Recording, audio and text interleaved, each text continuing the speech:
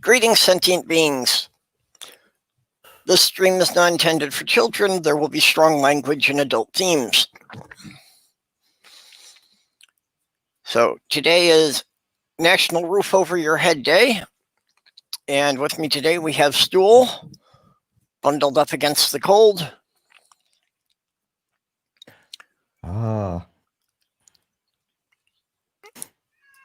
So I'm on topic. Yep. Blimey. Let's make a note of this one. Yeah, so basically today is just about being grateful that you actually have shelter.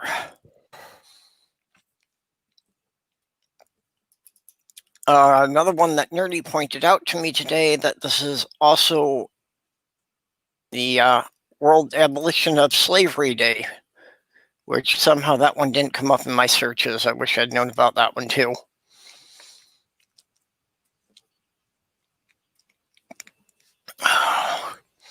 So the Roof Over Your Head Day, though, was something that is something I'm quite aware of. I have had 2 short spells in my life that I have been homeless, just for a couple of months each time. But, you know, it's things a lot of people take for granted. Yeah. You know, I'm kind of aware of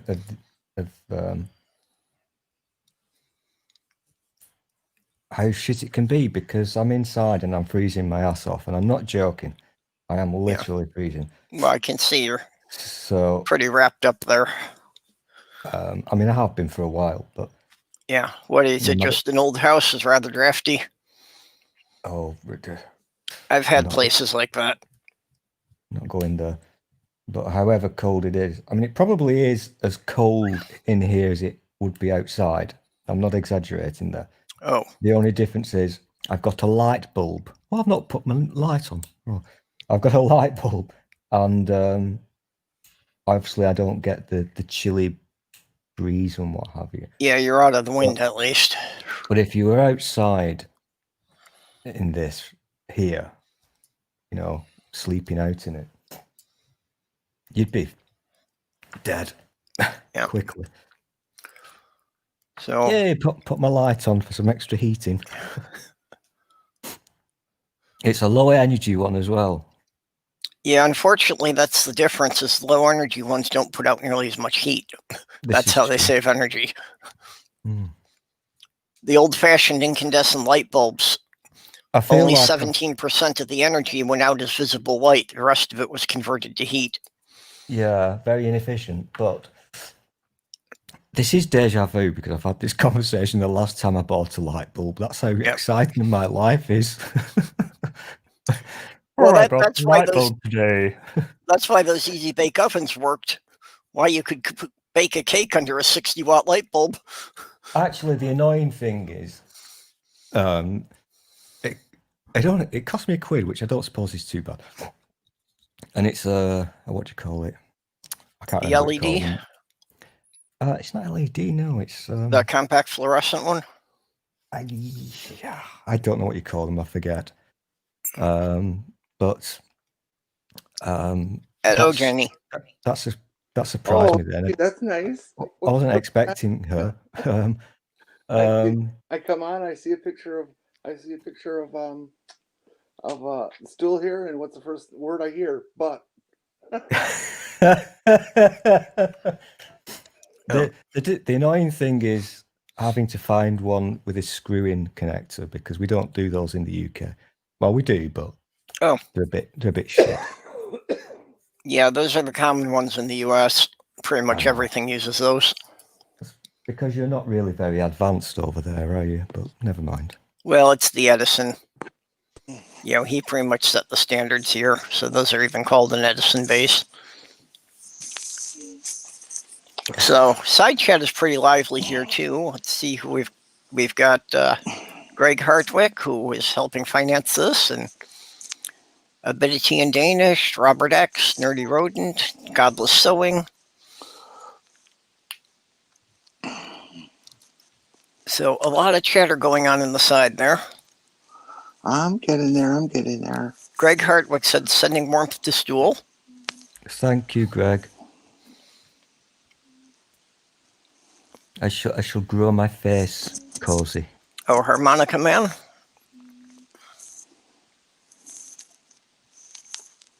Hello, Greg. Robert X says loneliness is having no one around to tell you how to spell it. Did I misspell it? No, I wouldn't do that. An alias fake name. So, yeah, this is National Roof Over Your Head Day, and looks, Jenny, like you're pretty well bundled up there, too. So that's, yeah, we were just talking about that, you know, Stool is trying to keep himself warm there. I have a furnace problem these days, so I'll be fine once it starts working again.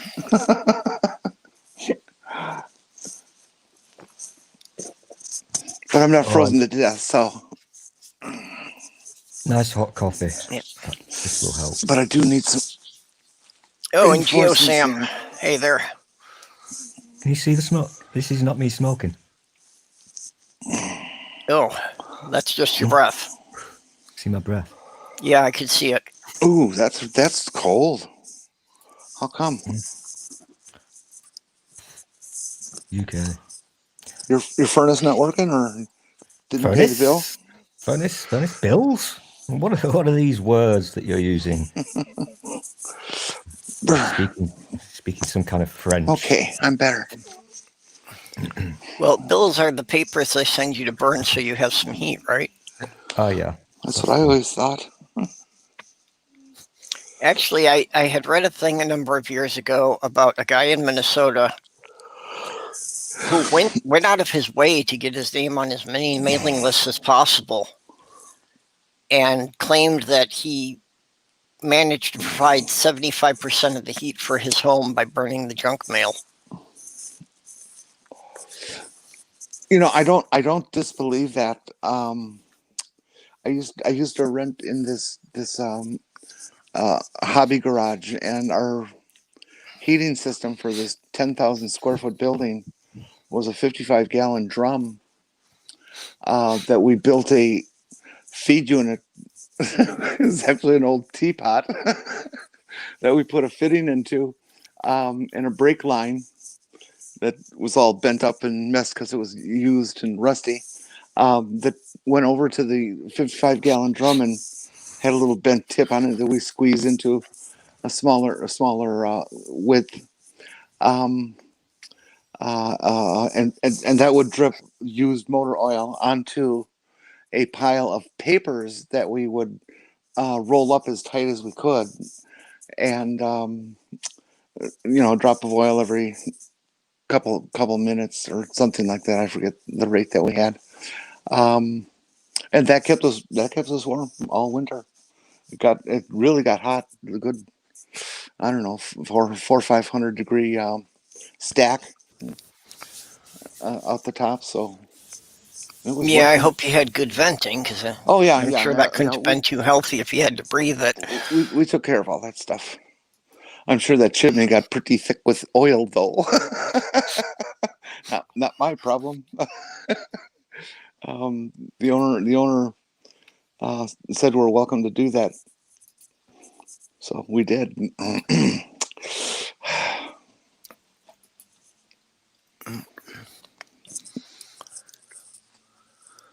Oh. Ow. Sorry, I'm kind of sore today. So. Yeah. Just one of those days that everything just feels really stiff. What were you saying, Stool? Mm-hmm. Oh, wow. Yeah. I was just... we just had our little speech from the Johnson, and I was listening on the radio, so I thought, oh, fuck this. Oh, He makes me want to stick things Oh, in sensitive places. what's he going on you do know about today? that Johnson is a word for penis in America, right? Mm-hmm. I It's thought also that's become a for word for penis over here, funnily enough. I thought for sure that's what you were talking about. So we've got a fart and you've got a dick. Yeah. He was, well, it's Wednesday. So Wednesday's is PMQs, which is Prime Minister's Questions. So that's in the afternoon. And I kept waking up and hearing it. And he's such a tit, he really is. Oh, God, he drives me insane. But then he did another little thing this evening, I don't know, about 5 o'clock PM, which is about an hour ago, with the new announcement, because we've got the vaccine now. So he was waffling on about that, and the scientists were being scientists and very sensible and telling us about it. And on Twitter, I had a look at what people were saying in the LBC thingy, which is the radio station I listen to. And of course, within minutes, they're all there sprouting the nonsense about vaccines and, oh, I can't be doing this. I'll go and talk to some sensible people. And then Jenny came along. Oh dear, it's not my day. Yeah, I was going to say, why'd you come here then? But Mm-hmm. Yeah, why did you come here? no, I guess we're sensible Well, I can most of the understand why you time. come here. Perp's such a good guy to hang out with, you know. No, thanks. Perhaps he's drunk. Nope. And if this virus thing ever gets under control, I'm actually going to go and meet him up at his place. Well, you're not having a virus. Fucking hell. What am I on about? Never mind. The brain is God, what is wrong with my brain Yeah, today? well, I did hear that the UK has approved the Pfizer vaccine for distribution over there. Yeah, and Scotland are starting next week, giving it, and I think we're starting in a couple of weeks. Okay, now, are they just, going to be giving it right away to everyone? No. There's a list of Okay. priorities. Yeah, that's what I kind of figured, that there'd be a limited supply for a while at least. Oh yeah, they've only got about, oh gosh, I think they've only got about 40 million doses. So that's 20 million people, because you have to have 2. And so top of the list is NHS workers, frontline people. I think then it's care homes, people in care homes, and then it goes by how old you are and how poorly you are. I wonder how many politicians are going to sneak in there ahead of the line. I wonder that about here too. Knowing this lot, I would say most of the idiots who are in charge will be jumping the queue. Well, those are definitely people who should be excoriated if they are caught. Oh, Well, I would wonder here how many of the people who have been pushing the anti-vaxxer movement are going to jump in line for it. Oh, it Because I've depends. got a feeling that all those senators who are claiming vaccines don't work will probably want to get vaccinated right away. Yeah, they will do. It's like any kind of scam. The people at the top who are scamming, they don't believe a word they're saying. It's all bullshit. So yes, they will get vaccinated. They'll probably say they haven't. But it's the people lower down in the scam chain who've fallen for the nonsense. They possibly won't be getting it because they've believed the crap.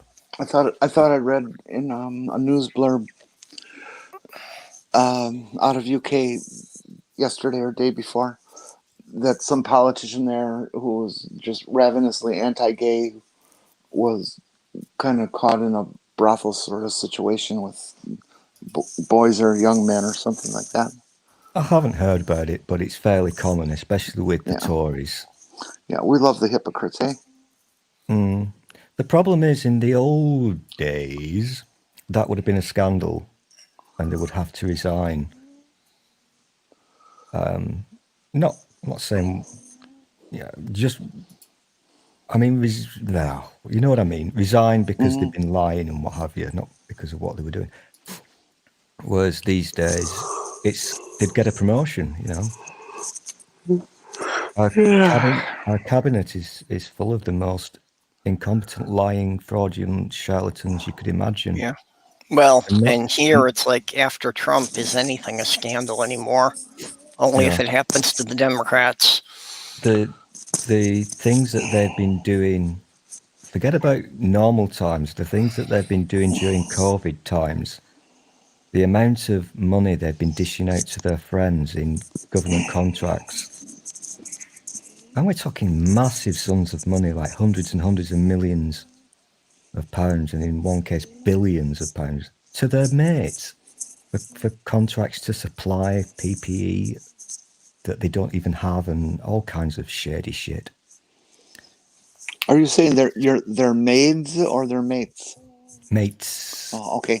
Yeah. Maybe they're maids too. I mean, well, we had Governor what's his name, Schwarzenegger, who was banging on his maid for a long time.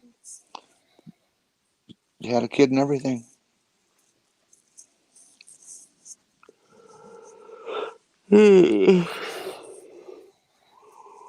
Oh boy.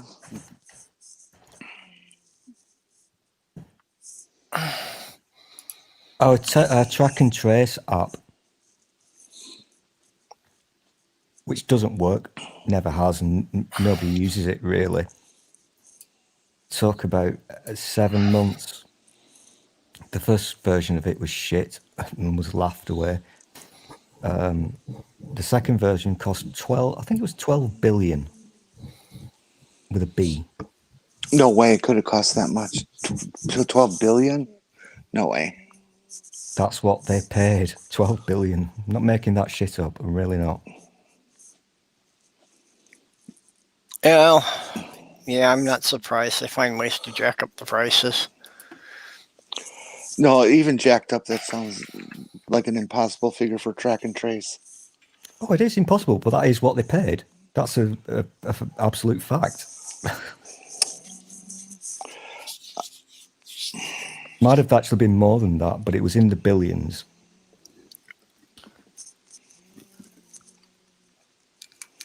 Because they gave the contracts to their mates, to their friends, for extortionate prices.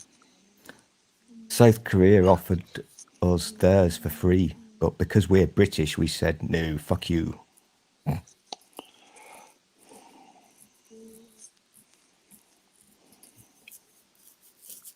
Okay, Nerdy's saying it was less than 12 billion. Nerdy, do you have more info on it?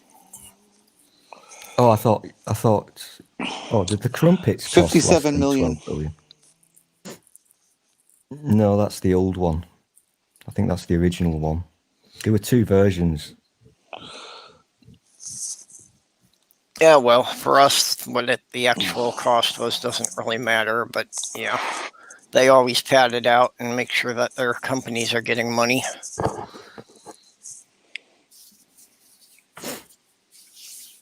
Hello, Ox.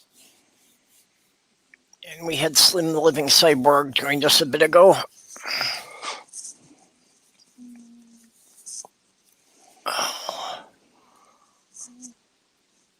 So, how's everybody's December going? It's 2020. Does it suck yet?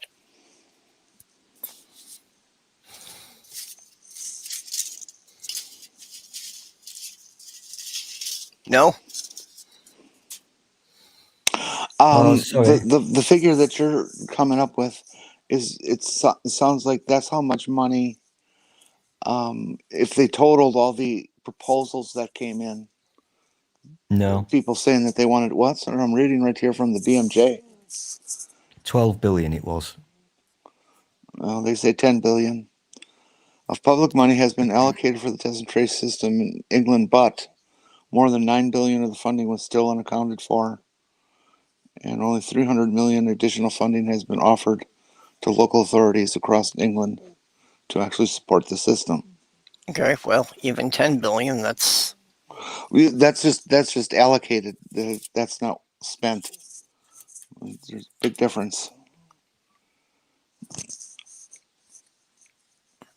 That's like I'm going to put 10 grand away for a car, and I only buy a car for 5 grand. So I put my 5 grand back in my account and don't spend it.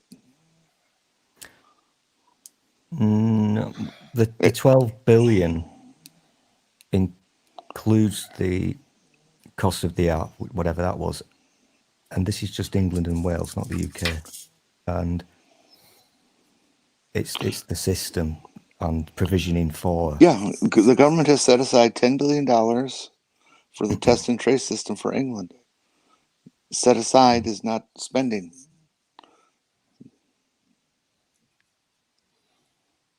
yeah, that means the money is available for it. But then didn't you also read something that said 9 billion is unaccounted for there? Wasn't that what you just read? Something like that. Yeah. So unaccounted for. And that includes, and that's not just dollars for track and trace. That's also for PPE equipment, additional ventilators, other health spending, which includes rental and stuff for other private facilities. As the booking gets over how many beds you got.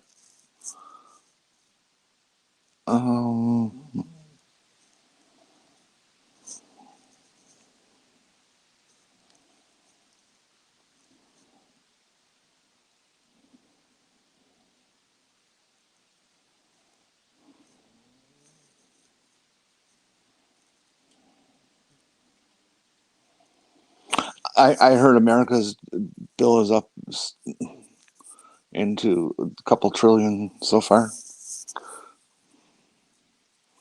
This is going to just devastate the fuck out of our economy.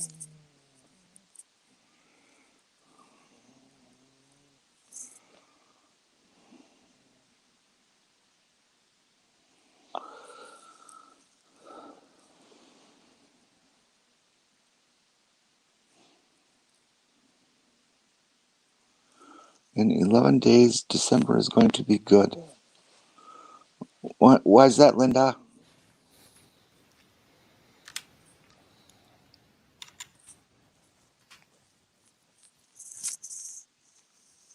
It's Linda.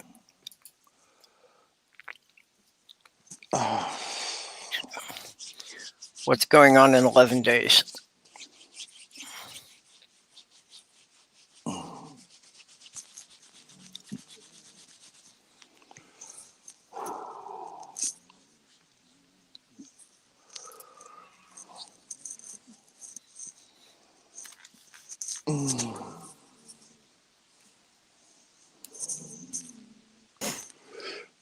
See, I don't need $2 billion between friends.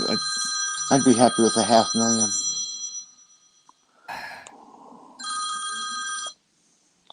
How retro? Yeah, it's that. It's the perfect ringtone for a phone. It gets my attention. It wakes me up, because I'm just so tuned into that for a lifetime of analog. Oh, okay. It's Linda's birthday in 11 days. Oh, happy birthday! How old you going to be? Like 20 what?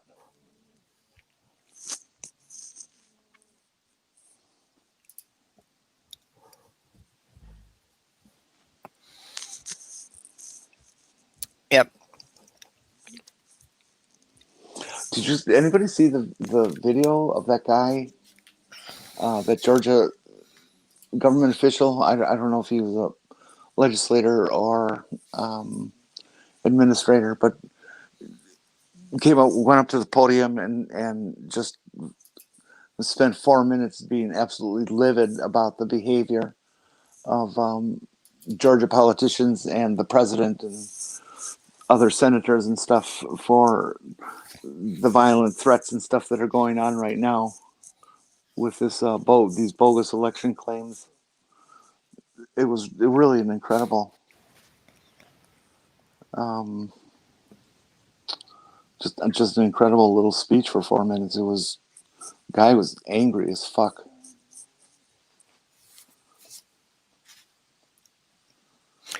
Yeah, did you hear that because the Trump supporters, so many are conspiracy theorists, that Trump may have torpedoed the Georgia runoff elections? And if they're buying into his conspiracy about the elections being rigged, he may have given it to the Democrats. Yeah, because a lot of people in Georgia are saying, well, if the election's rigged, there's no point in us going out to vote. And there are even some people who are calling for people to boycott the election. So it's only people who believe in the conspiracy that the election was rigged that will decide not to vote. Well, that would be fine. As long as the Democrats don't plan on that as a strategy. Yeah, no, I hope the Democrats don't get overconfident in it, but I mean, it would be just so funny if it turned out to be Trump's conspiracies that wind up giving the control of the Senate to the Democrats. Yeah, it would be. That would be like party city.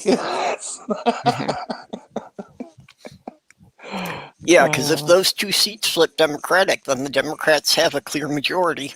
Yep. And then Biden would have no problem getting any of his nominations through. Yep.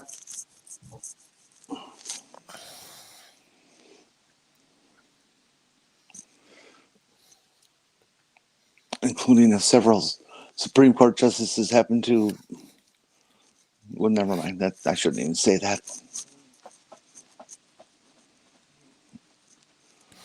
37 is definitely young. My daughter's older than that. 37. God. I'm doing 37.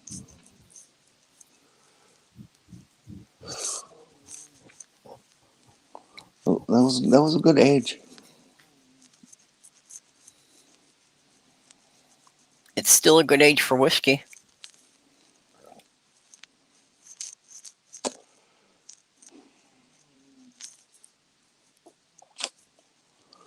Yeah, 37.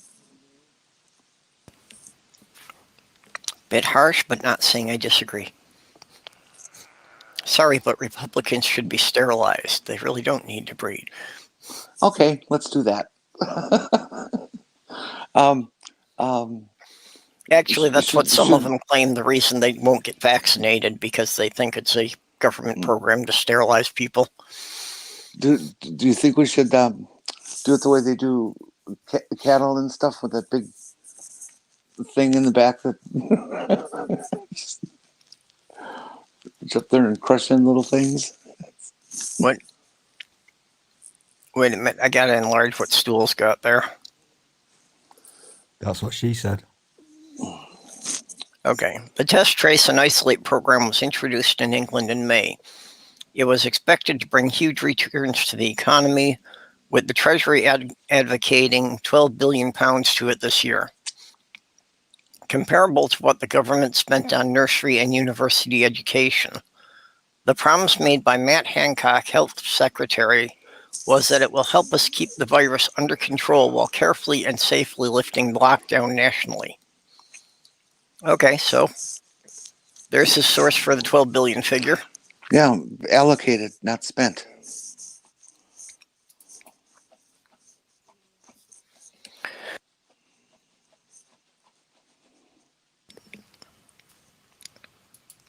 Maybe they will spend the whole amount. That wouldn't be surprising, but they haven't yet.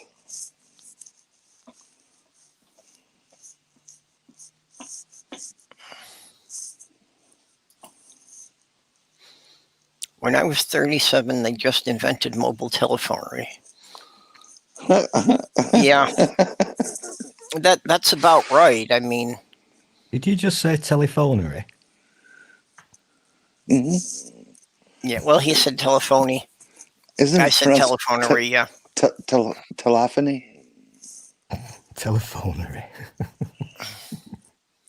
That's cool. I think it's telephony. I could be wrong,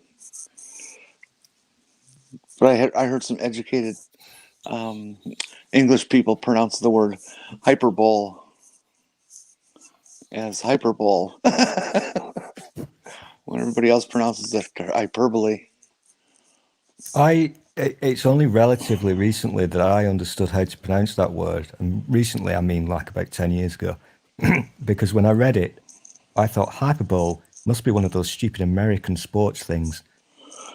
Oh, it's definitely not a pronounceable word the way Like it's an spelled. American sports stadium. The hyperbole. It's like epitome. It's epitome. I mean, it's yeah. Okay, I see how you get that out of it the way it's pronounced correctly. But it was really difficult for me as a kid when I saw it.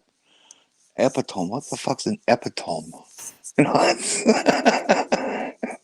took me a couple of years, but this was like pre high school age. So Can you make me small now, please? I'm getting a bit. Thank you. Self-conscious, sir. Mm-hmm.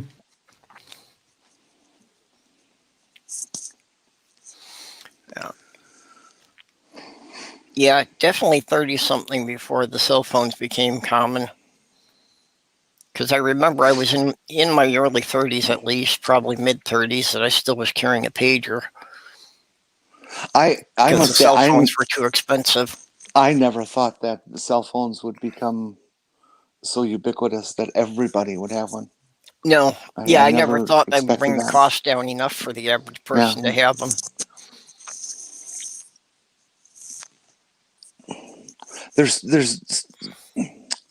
They're still too expensive for how long they last. You know, I don't know how they did things in England, but you know, in America, you'd get your phone from AT&T, your Western Electric phone, and it would sit on your desk for the next 50 years, working perfectly. Oh, it was hilarious over here. It really was. Because because we're backwards. Our national phone company, if you like, of which there is only one, is BT, British Telecom. Before that, it was the GPO, the General Post Office, because the post office used to run the telephone network. And so what you used to do, you would pay a line rental every quarter just for having the line. The phones themselves were fixed. There was none of this fancy plugging in, unplugging. You had no choice of what kind of phone you could have, which you had to rent also from the GPO. That was included in the price. It was very advanced in those days. Very advanced. I miss the quality of sound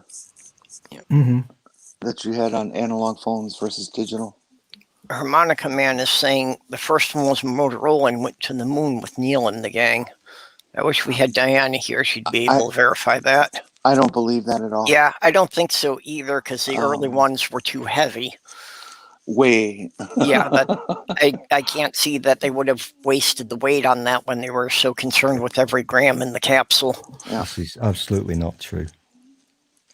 And even the early Motorola's were digital.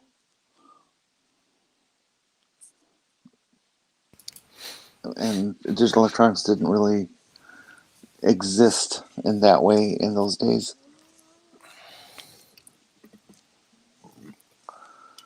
Yeah, I remember growing up, though, when it was a big deal just to, be able to finally afford having a second phone in the house. And when they finally started that you could actually buy them, that you weren't just leasing them from the company. Yeah, they used to charge you for every phone that you had in the house. You pay a extra fee for Yep. having a second phone or third phone. Well, and I remember that my dad or somebody had like picked up some extra ones somewhere, and I was taking the bells out of them because that's how they could tell if you had an extra phone was by the voltage on the line when they rang. Mm-hmm. So if you took the bell out, the second phone didn't get charged. Of course, that meant, that they had to be monitoring each line as it rang. And that kind of complexity of switching didn't really exist back then either. An analog relay based switching system to catch every the voltage at every damn ring. They didn't have that technology. What you got? This device is a prototype whose trials are being carried out strictly governed by Home Office regulations. At the moment in the UK, approved mobile phones are really little more than transmitter receivers which put the caller in touch with a post office operator who dials up the number you want and then connects your remote radio extension with the rest of the telephone network. Here is a device which allows you to dial yourself.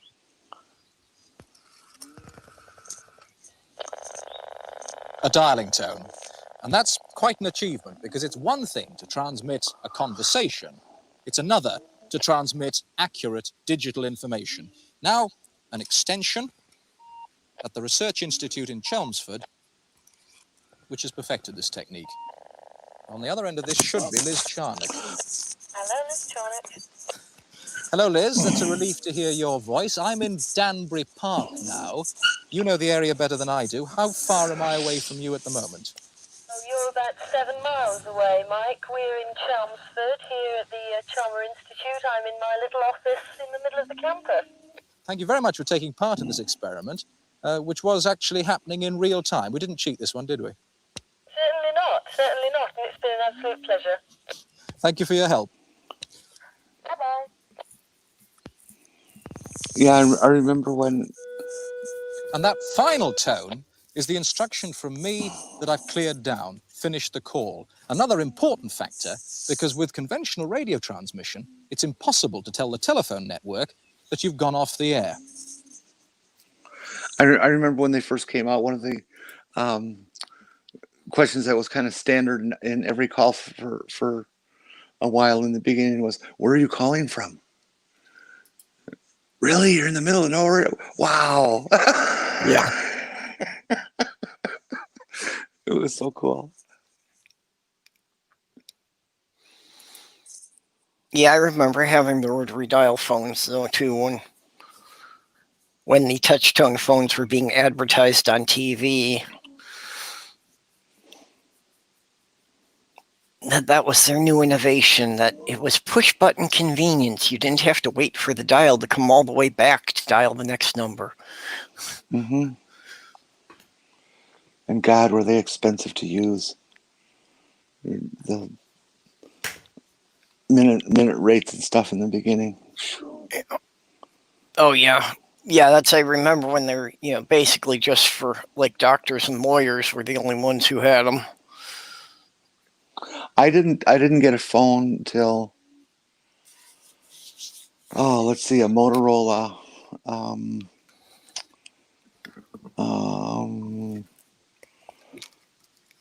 Razor, Crazer, something like that. The first push button phones weren't actually quicker than rotary ones to place a call.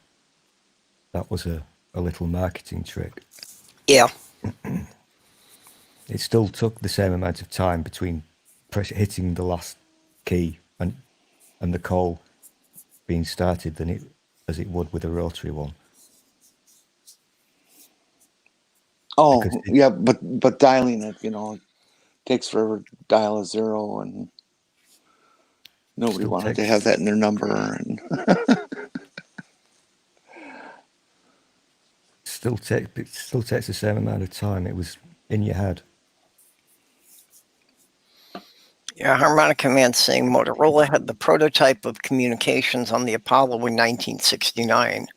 It wasn't a phone like you see it sold here on Earth. It worked the same way, though. Okay, so yeah, I could see basically the same technology being employed. Is that, did they use that device then to place that call or receive that call from Richard Nixon? Because I've always heard NASA describe that as a call that was relayed from the radio into the phone system.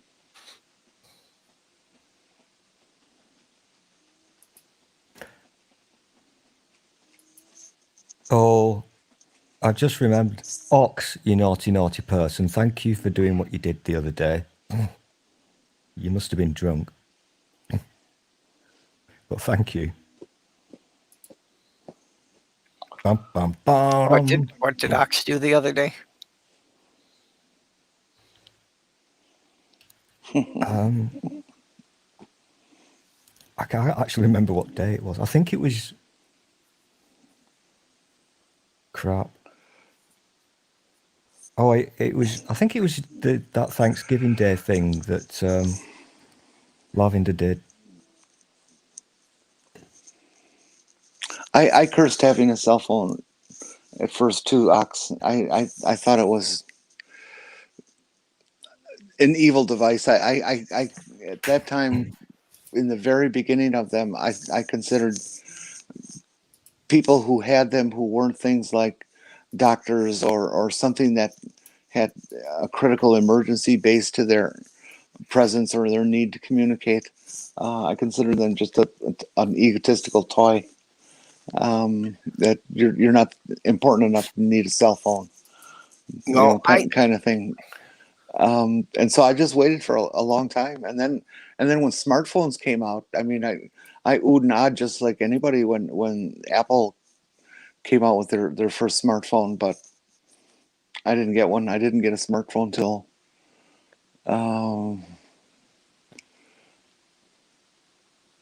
goddamn iPhone. I think a 4. I waited till a 4.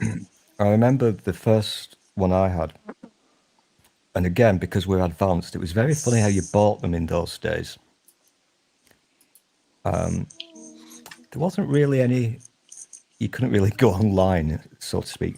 And so there would be adverts in the newspaper. And you'd fill your name and address in and whatever. Maybe send a little check. Oh, you guys still use checks. Oh, you're so quaint. And about a week later, a man would turn up at your door with a package with your phone in and a contract that you had to sign there and then. Your 2-year contract or whatever it was. And I had one of the lovely Motorola, whatever they were called, the flip things. Flip phone. I can't remember what they called them, but They were awesome. They were called Star Trek communicators. That's the one, yeah. And I love that phone so much because it was built like a brick. You could stick it in your back pocket, sit on it, fall on it, and it would be fine. And you do know they're still available. oh yeah, you can actually get modern ones in the form of those, which is cool. But I had one before most people did, for reasons which I'm not going to go into. But everybody at work would say, "You're a fucking idiot. What do you want one of those things for? They're for rich people and business people." And a year or two later, Well, having a cell phone still irritates me because it's not for me. It's to make me convenient to other people. And ain't that the way it is? And that was true. So people could get a hold of me. Yep. When I was in the car business, it was important to have customers be able to get me in a crisis. Well, the only reason I actually got one was because I was doing the handyman work, so I was working at different people's houses on different days. And I basically had to have one because raising kids, in case one of the kids missed the school bus or something, they needed to have a way to reach me. Mm-hmm. And that's why I had to get one. It's like, yeah, I still hate having one. And most of the time, I don't even keep it with me because, you know, I can always wait until I get someplace, and there really isn't anything that anybody needs from me that they can't leave a message and I can get back to them in a couple of hours. There really isn't anything that urgent. Well, the other funny thing though is, you know, we thought they were such an important thing for people to get a hold of me. Now I don't even fucking answer mine unless I know who it is that's calling. That they come up, their name comes up on my caller ID, because there's just so much scamming and bullshit that happens. Yep. It's the best way to protect yourself. Just don't fucking answer. Yeah, and unfortunately, that creates another problem in itself, because then if someone has an actual emergency, you know, that like if Sloth Girl goes somewhere and she forgets to take her cell phone with her, so she's trying to call me from someplace else, it's not going to identify the number, so I'm not going to answer it when she has an actual emergency.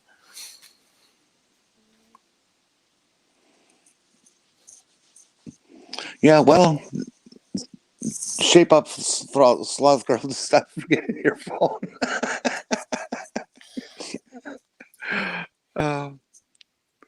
I don't like the stress I feel with the phone, having to be concerned for its safety, either through theft or damage or you know, water, whatever it is. That it's one more thing that I have to think about, way more than I would like to. Now, through this special TV offer, you can receive a Motorola flip phone with Cellular One service for just pennies a day. Now, everyone can enjoy the freedom of a personal cellular phone. You can make a call anywhere or get a call anytime. If anyone has money they don't need, they can send it to me. For pennies a day. Well, hey, you know, $10 is 1,000 pennies.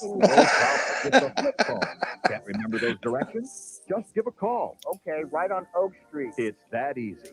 Got car trouble? I can't get my car to start. Can you come and help? Help is just a call away. Order today and take advantage of Cellular One's great service for just pennies a day. We'll even give you free evening calling and free weekend calling for 6 full months. So don't waste the beautiful Yeah, nerdy day is not going to call. happen. Put it in your pocket or purse and make the most of your time.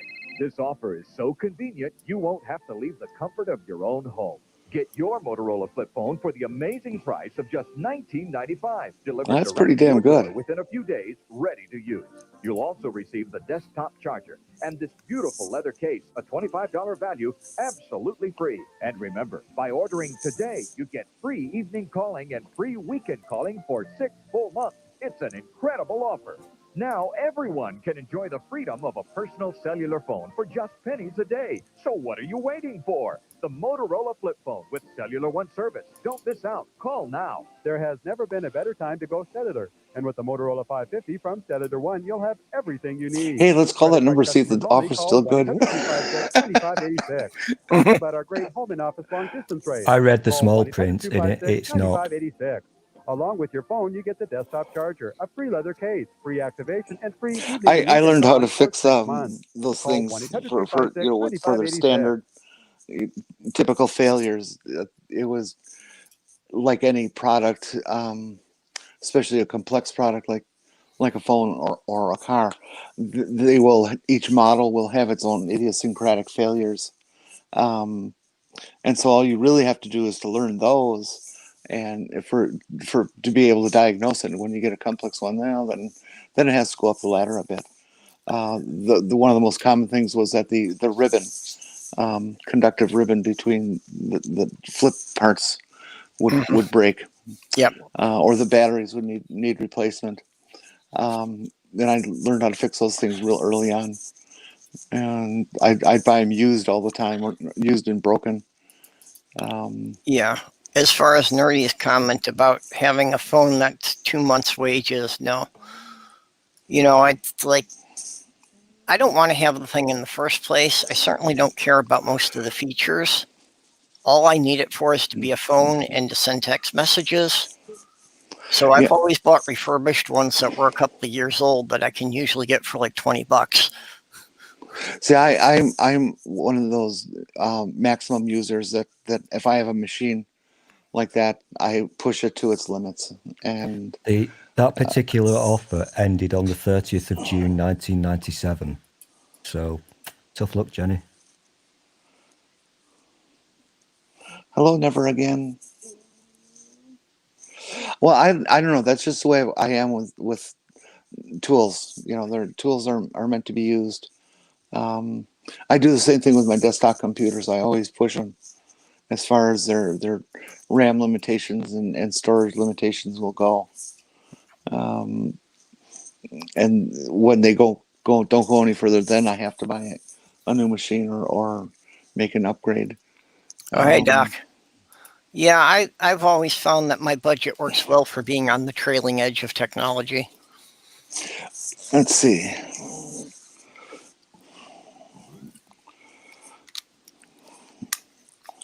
For example, here. Well, even the last computer I got was a refurbished workstation. So it was like, 3 years old when I got it, that somebody had used it in their office and turned it in for a newer model. Okay, here. This is my applications.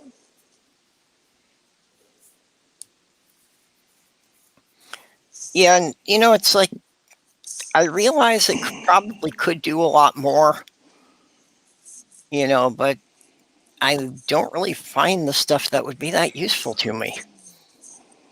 Well, I certainly don't use all that stuff every day, but when I pick stuff that if we always in car shop days, we always had this rule that we were open to borrow someone else's tool there, but if we needed it 3 times, you had to buy your own after that.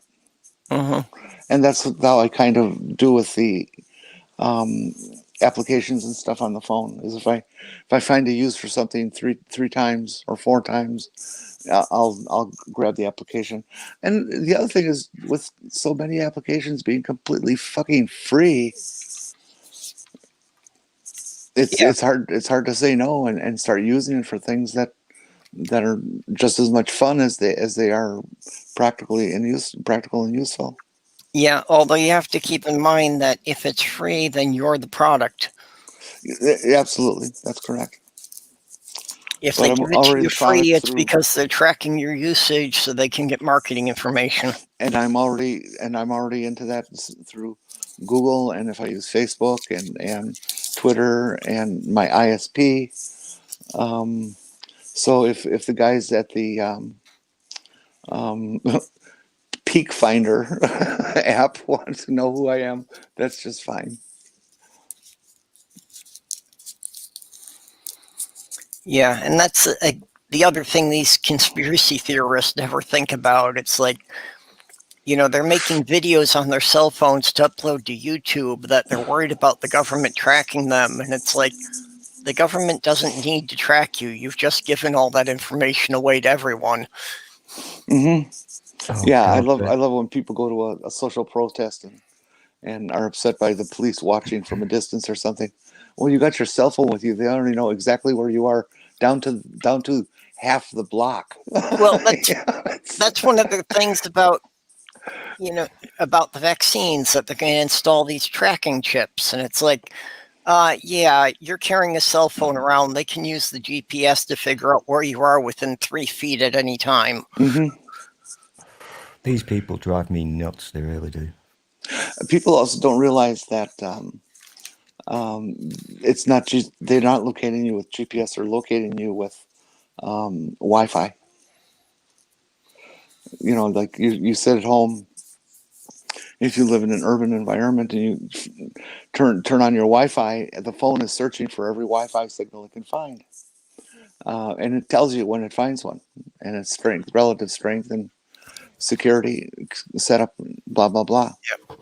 Well, that's what the government's doing too, is to read your phone and then determine based on the Wi-Fi that it will receive it can decide where you are, because each one of those Wi-Fi devices has its own specific MAC number, and they know where it lives based on your ISP, and Yeah. all that information is already out there. So Or just with the cell phone, because the cell phone, they can just check your distance from the nearest 3 towers and figure out where you are. no, they do it from the nearest 3 Wi-Fis. That's why they can get you down to a foot. It's actually a combination of both. Yeah, it is. It is.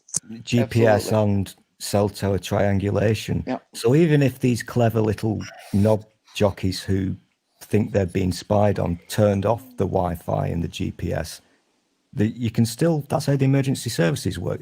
I mean, it's not accurate. Yeah, 911 can still get the GPS. It's not as accurate to like within 3 feet, but they can still locate you to it, within a certain triangle. A cell phone tower search is something like a block or a half block, something like that. It depends on the area, how dense the towers are. Yeah, of course. Yeah, I mean, if you're living in a normal kind of location, you're surrounded by, Yeah, well, and that's cell phone dishes and what have you, so they can find you. And people also don't realize that the government's, the NSA stuff, with the sophistication of some of their systems and software, can listen in on every call that happens because it's being done by a machine. Yeah. And all the machine is interested in certain keywords. And when that keyword occurs, the call is noted and logged. And depending on the frequency of those keywords being used on a given number, they will decide that a call has to go into a human search, or even nowadays an AI search and review, where they begin to determine, is this person a possible threat? They start looking at who's calling you when these keywords happen, and they start looking at those people as well. So you get online and you write the letters NSA or FBI or CIA, and you do it consistently, they're going to start watching you. I don't know how it works in your country, but if the rules are being followed properly, and I tend to think they mostly are, then Jenny's correct. They can hear everything we're saying. That doesn't mean they're listening to us all the time, right. Obviously. They've got the ability to listen to us personally if they want to, but in this country, to be able to do that, what have you said NSA, is that them coming for you? It probably is, yeah. Even if the machine picks up on certain words or whatever, they've still got to get permission to actually look into your, to take it further. They can't just go, oh, let's listen to this person on a whim. Well, no, they're not supposed to, but they can. They've got the ability, but anytime they want, it's just a push button or a mouse click, and boom, they're in. I mean, to do that in this country, that the amount of trouble they would get into for doing that is just through the roof. Yeah, but it's so easy to hide. It's so easy to hide. Our data protection rules are harsh, and if you get caught out doing anything, you're in deep doo-doo. You really are. And I'm sure the district attorney is going to go after the NSA. I have no doubt. This country, civilized country. We have those same laws, honey bunny. It's just the reality of governments and their power of their choices to snoop and to know what's going on. We've got the best spies in the world, but I don't believe for a second that they're all sat there going, hee, let's listen to Jenny. It's just no. I know it's not like that. But when they do have AI that can look at keywords and accumulate frequency of usage and stuff like that, and they begin to step it up to a different level of investigation and a machine awareness of a particular source. Because it happens.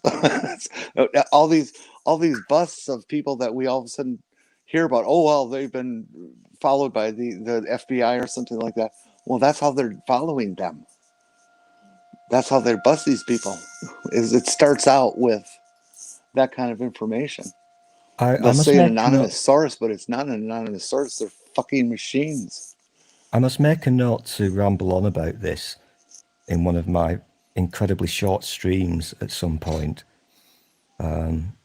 because it is actually interesting to nerdy people. But because of a couple of jobs I've done or places I've worked, I had to learn a hell of a lot about data protection, the Data Protection Act in this country, and the ridiculous things I've had to do would just make, in order to protect people's data, is just, you'd find it amazing. I should probably start making notes, shouldn't I? Because that could fill a couple of hours. Nerdy, no, they're not going to pop in and say hello. They're going to start. They're going to start accumulating a file on you. My last and if you conditions are correct, it'll move up to another level of sophistication for investigation. My last little stream went on. I only found this out the other day. It went on for about 7.5 hours. Oh, William, Yeah, it's not just having Apple products has nothing to do with it. Absolutely nothing to do with it. Any device you have out there, any computer you have out there, is being watched absolutely with the same amount of ease as anything else. Yeah, and if you use Google services, which most people don't even realize they are doing, so if you've probably got Google Maps installed and what have you, and if you ever take the time to find out just how much Google knows about you, it'll pop up every now and again for me, and it'll say, "Oh, you've just been to this place. What did you think about it?" Mm-hmm. And well, firstly, I haven't been to that place, but it's remarkably near to me. Would you like to leave a review? No. They know a hell of a lot about you. I use my cell phone for so little that I've actually never logged into my account through it. There's a new one that's a little spooky. We have a Dollar General store here in town that was just built, so it's like brand new state of the art Dollar General store, which we don't think is really any big deal because it's just this ugly steel box. And I have the Dollar General software app on my phone because I can do shopping and I can know exactly what I'm spending before I ever get to the register. And as I go through the aisle of the store, it'll send out little beeps and say, "Oh, you're by such and such product. Did you know that these are on sale?" So it's got you down to the aisle that you're in. That is actually one of the coolest things ever, because when they introduced, we have a similar thing over here for one of our supermarkets. I forget which one. And so you know how supermarkets sometimes have a habit of rearranging the shelves and moving things. Have the app on and it'll tell you exactly where to go, which shelf, down, along, to find the thing that you're looking for. Now that's actually quite cool. In America, if you notice, when you go to a Walgreens, virtually every Walgreens has the same aisle arrangement and product placement within the aisle. And it's because of that. Yeah, you know who did that first? Toys R Us. Oh, did they? I thought Walmart was way the first. back in the 70s. Toys R Us had all their stores standardized, so you could go into a Toys R Us anywhere in the U.S. and action figures were aisle 8C. Interesting. That's one of the reasons that Walmart became so successful, is because of their product tracking and inventory and their just-in-time technology for stocking and not stocking if something's not selling. That's basically, they weren't wasting shelf space on having inventory that sat around because they didn't order inventory until it was needed. Yeah. And I guess that's a good thing, I guess, if a company can keep their expenses down that way. But there's lots of ways you can use any given tool. That's another thing I'm making a mental note of. Just in time is a really big deal. But that leads me into Brexit, so I'm not going to go there. But that's an important thing. I'm literally making notes. Hans, that's a really good question. How much is too much? And with as much as they can get on anyone, how do they know that any one person use of this or that word or this or that phrase is a legitimate threat or just an artifact of the limited intelligence that the searching and questioning of what it reads is today.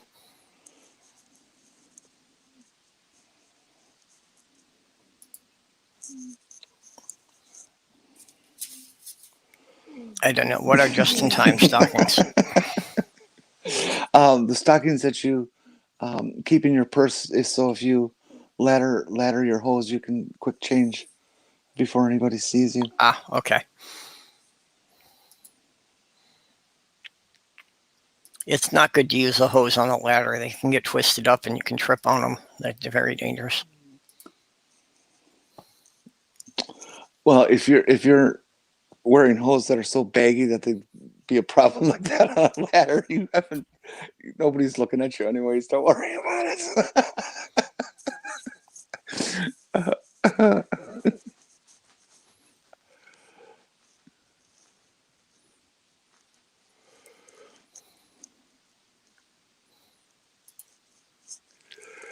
Nerdy's pushing to get FBI agents to sub to me.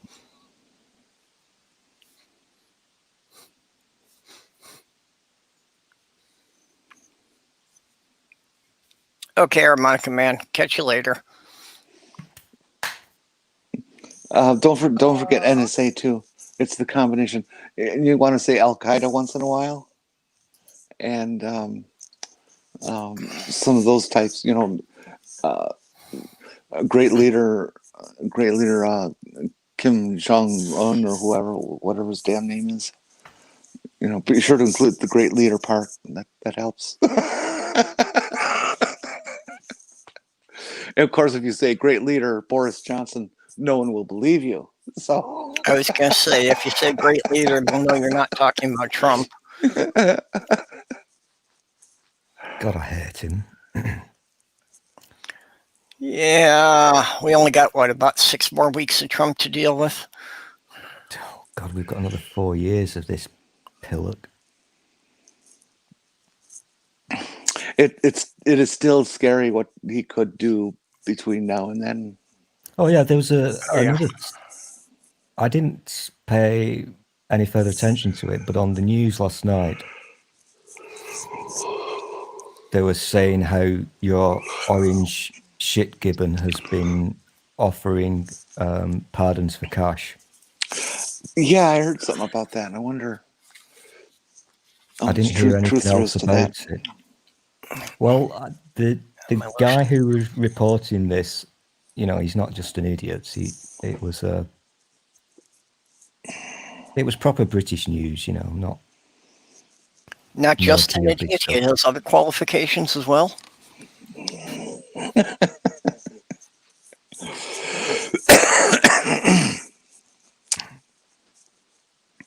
I mean, isn't being an idiot kind of a prerequisite for working under Trump or Johnson? No, I meant the guy who was reporting on it, the journalist chappie.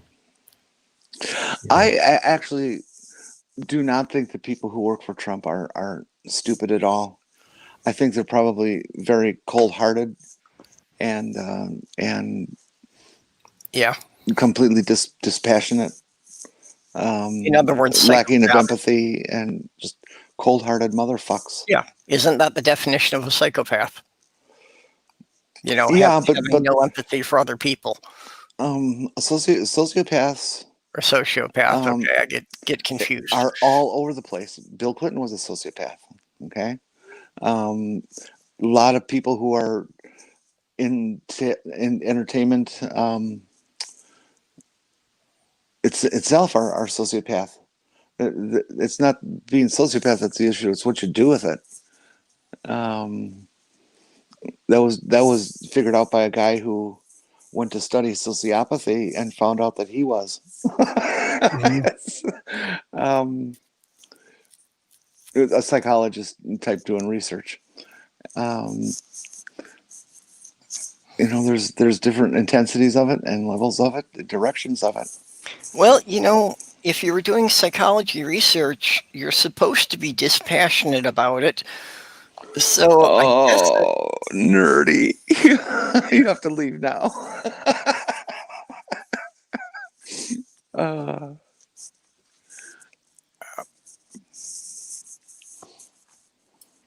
okay, and it's okay to say Isis if you're referring to an Egyptian god.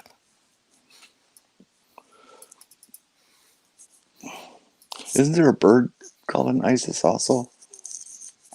A crane type bird?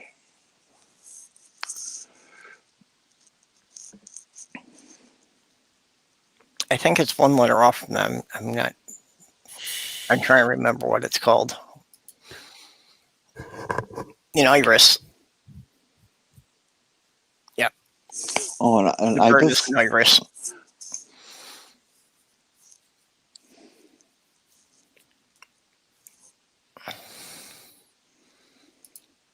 And that's certainly true. Smart people can believe a lot of stupid stuff. That's why we have a lot of these weird conspiracies. I will absolutely agree with that, Hans. I can't tell you how many people absolutely shocked me that they supported George Bush and that they supported Donald Trump. Yep. That I thought these to be very wise, well-educated people, and they just were one topic kind of voters. Yep. Okay. Ox has got ibis is the bird.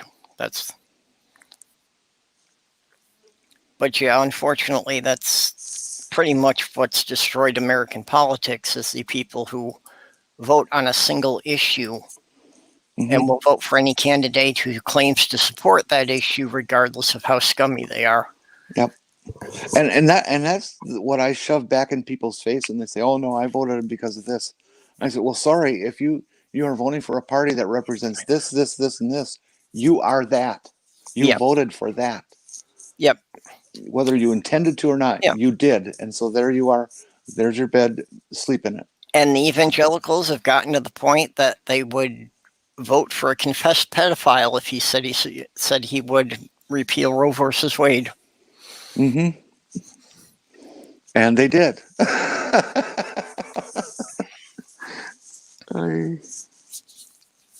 Yeah, he made a lot of creepy comments about his own daughter when she was a teenager. Oh, God.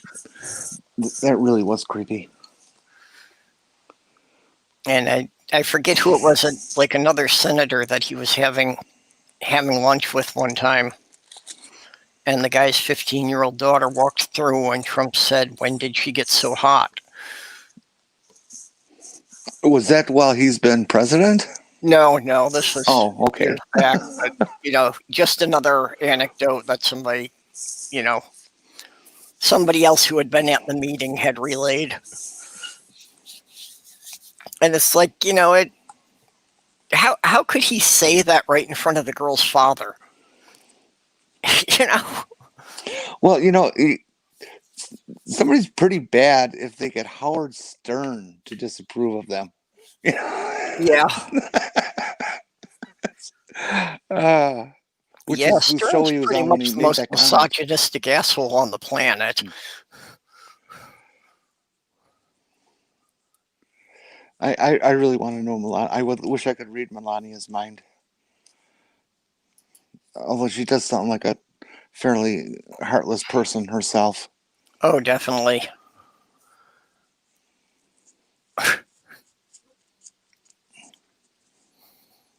Yeah, I'm wondering if once the Bidens are in, if they're going to replant the Rose Garden.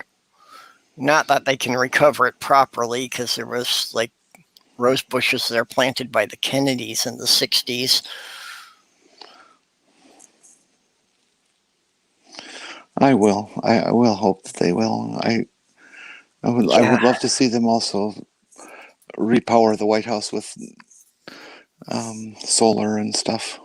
Yeah, just But I mean, just the Rose Garden thing got me because all other things aside, just such a total disrespect for the tradition, of this being a continuous thing that every administration, had done press conferences in the Rose Garden.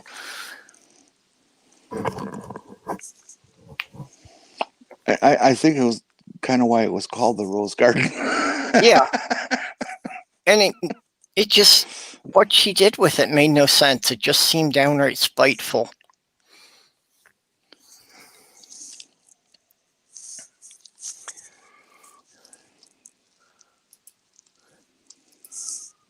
Yeah. Yeah, I'd say she checked out too, and just like,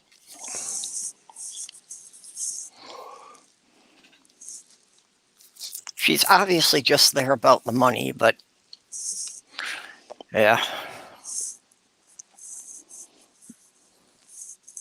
Yeah, I like all those little videos of him trying to grab her hand and pushing it. Get it, don't touch me. Yeah. And you have to kind of wonder, are all the Trump kids really Donald's kids? Well, Eric definitely has familial resemblances. Donald Jr. I don't know.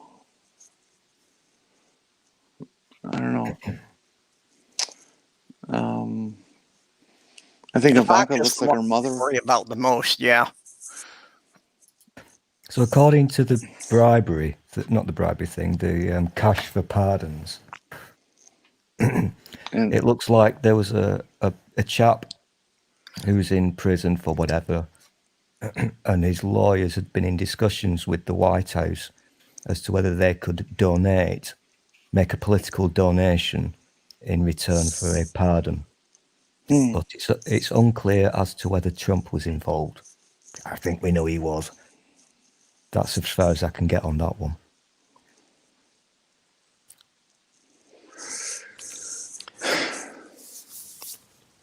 Oh, and Trump had been running a fundraiser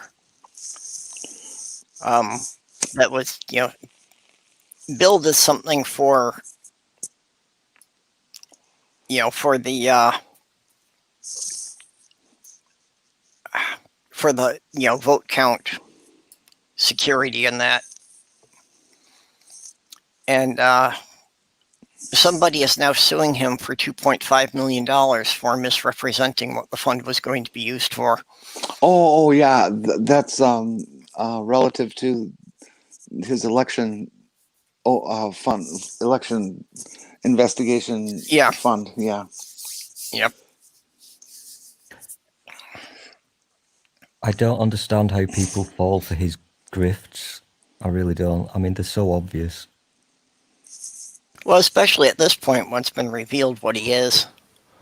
And Greg, yeah, it's going to take a lot more than 4 years. I mean, it's going to take decades at least for the UK, for the US rather, to, get back the credibility it used to have on the world stage.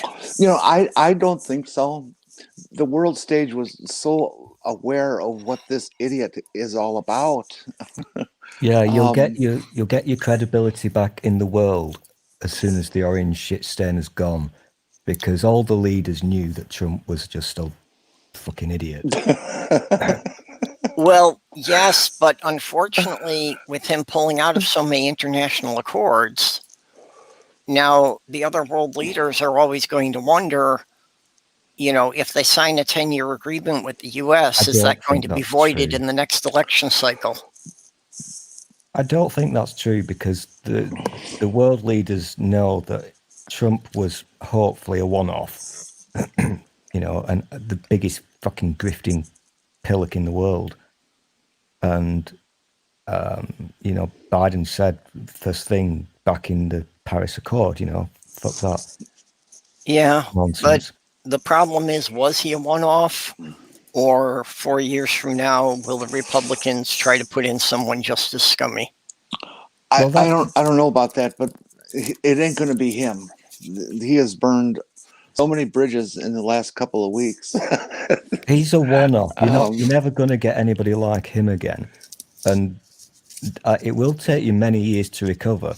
Not on the world stage. I don't think that's true. I think the world is probably almost breathing a sigh of relief that he's very almost gone. As president, I mean, he's always going to be around grifting and lying and what have you, and spreading his conspiracy theories. I mean, everybody's relieved that he's going to be out of office. I think the grown-ups in the room will now start trusting America again. But I think it will take a long time for you to recover because of what he's turned a large section of your society into. Well, yeah. And that's going to take a hell of a long time if it can even be done. Definitely. I mean, all these people who've crawled out from under their rocks because they now think it's acceptable to say the shitty things that they do because Trump has given them his okay to do so. They're not just going to go quiet. So it's going to take you a long time, and we've got the same thing over here, you know? Yeah. The only difference is being we've got all the scum that oozed out from under the rocks. We've got the scum who've oozed out, and they're not going to go quiet anytime soon. And unfortunately, the whole leaving the EU thing isn't going to be reversed. So, you know, we are literally fucked as a country. That's can't be cured. I like how Mitch McConnell, day before yesterday, said that there's no reason, that he doesn't see any reason why another aid package for COVID couldn't be passed by the Senate before the end of the year. And then yesterday he came out with rejecting the Democrats' offer once again. That's been sitting on their laps for the last 6 months. Fish. Yeah, because it doesn't give enough to the industries they want. Do you realize that they have not entertained one single thing sent to them by the House of Representatives since Trump took office? Not one bill. I didn't realize it was that unanimous. Yeah, it was. That's why getting rid of McConnell is so important. Well, the majority, I should say, not just him. What about fish and Brexit? I know there's been a lot about the fishermen there. Oh, yeah. I think the rule is we've got to shout fish 3 times a day. I don't know. It's just the latest. Well, not the latest. It's this ongoing bollocks that fish are important. Chlorinated chicken with a white sauce. Is this the new, British answer for lutefisk? I'm not going there. You soak your food in some hazardous chemical. I thought chicken nuggets and chicken tenders were made with chlorinated chicken bath or something. The chlorinated chicken is an American thing, and most other countries don't do it, which is why. Okay. Blah, blah, blah, blah, blah, blah. No, actually, McDonald's, the pink slime is that they were actually bleaching the hamburger meat. In your country? Yeah, I don't know if this was just in the U.S. or if it was McDonald's around the world, but yeah. There was a thing that it turned out in the processing and the grinding of the hamburger meat, they were adding bleach to disinfect it. Not gonna go there. I can't believe that if you go to McDonald's nowadays and buy a burger and stuff, that it's almost impossible to get out of there without spending $10. Yeah, I remember you used to be able to get lunch for $3. That Mm-hmm.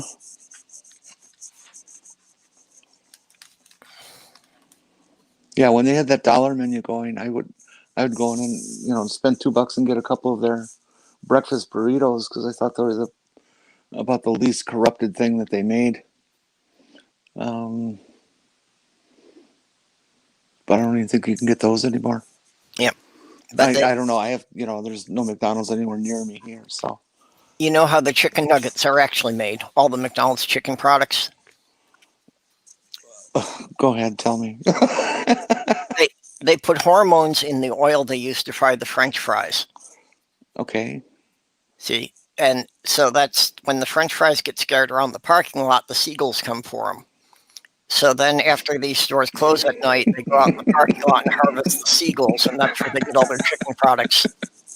That's fine by me. They're just growing bigger seagulls for it. I don't have any problem with eating city pigeons and seagulls. I think that'd be a wonderful thing. Goose. Get rid of all these damn geese that shit all over the place in the city. Ox has mentioned coffee, which reminds me, I must make some more coffee. By the way, Ox is lovely. He bought my stuff. silly person. What, Ox bought stool merch? Mm.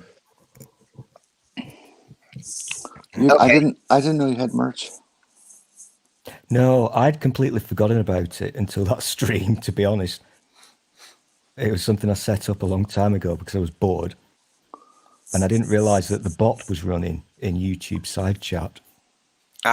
And so until they told me. And Ox and somebody else bought a couple of items, which I thought was nice. Cool. I think alcohol may have been involved because those prices are shit.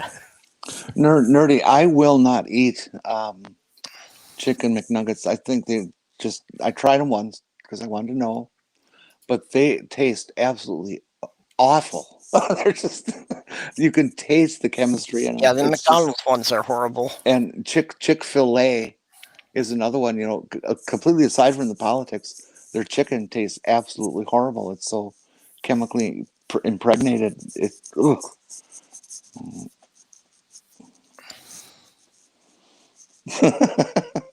Well, Godless, you got a kid. You have to like that stuff.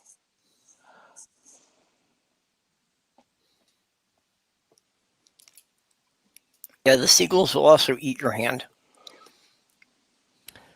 You're making me hungry again.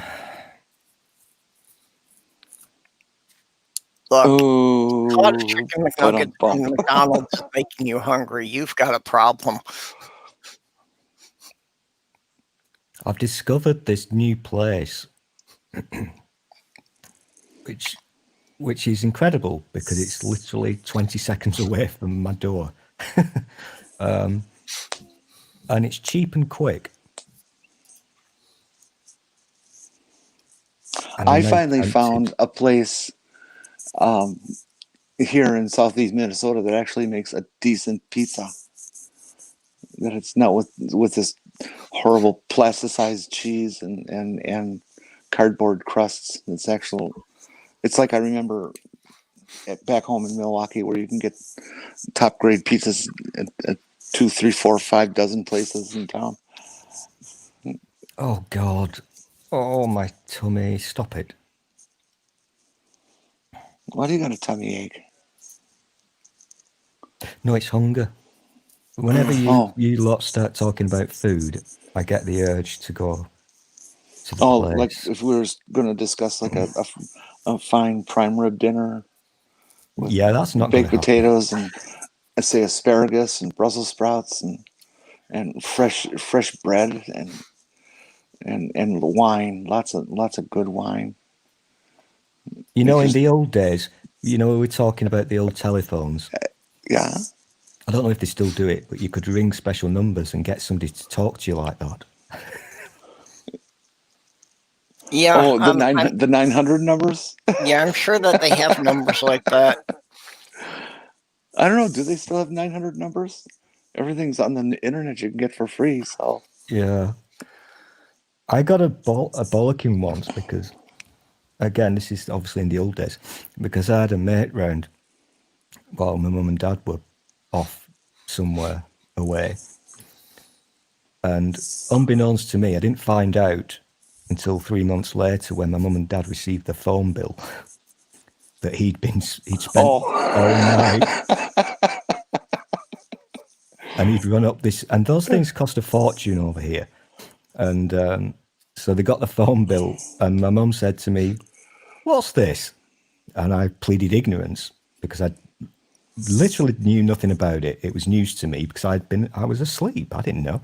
And so she went into town to the place, the BT place, the phone place, and they said, "Oh, somebody's been phoning a chat line." And I said to her, "No, not me. I know nothing about it." It was a lot of money, and for a lot of time. But I don't know what the hell this friend of mine was actually doing. No, I probably do, but how can you spend so many? It was hours just listening. Yeah. Very weird. Wow. I had the same thing happen to me with a roommate once that, he was on one of those, chat lines trying to pick up girls all night. So yeah, he had, run up something like, 50 hours at like $3.99 a minute.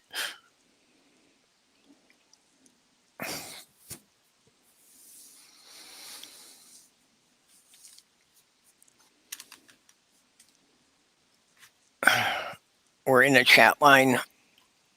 Yeah. Although we've got a much better ratio here. There's one girl for every 2 guys in here, so usually the chat lines don't get anywhere near that good.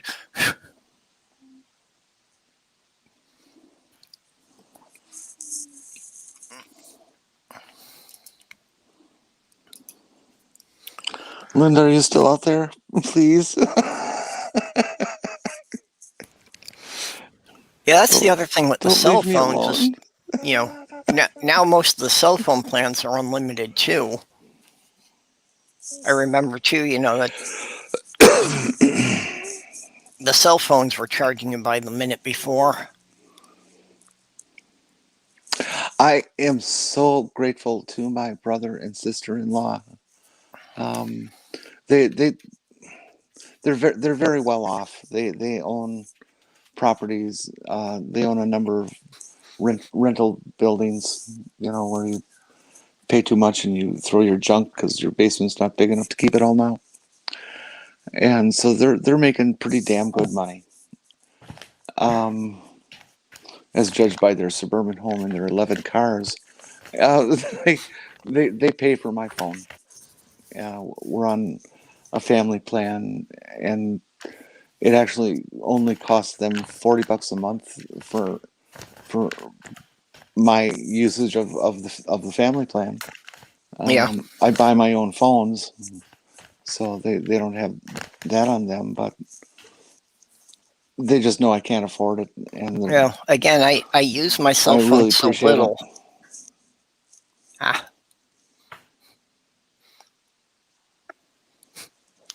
I use my cell phone so little, and I basically don't use any data. So I'm on a plan that, I only pay $100 a year, basically. That's a pretty good deal. Yeah. Yeah, if I pay for the whole year ahead of time, I get a really good discount on it. You'll have to tell me about that sometime, in case my brother and sister-in-law get mad at me. Well, if you're using it for a lot more stuff, and if you're using data, it would get a lot more expensive. I only get away with it that cheap because I hardly use any data. Yeah, we do have unlimited, and I can feel free to use data as much as I want. Yeah, and like even, Greg had brought up about getting lost. I have no sense of direction, but I've got, a GPS in my car, so I don't even use my cell phone for that. And part of that was a necessity when I was living in Upper Michigan, because there aren't many cell phone towers in the Upper Peninsula. So there were a lot of places where I didn't have a cell phone signal, so that wasn't reliable for GPS there. I have an old Garmin unit for GPS.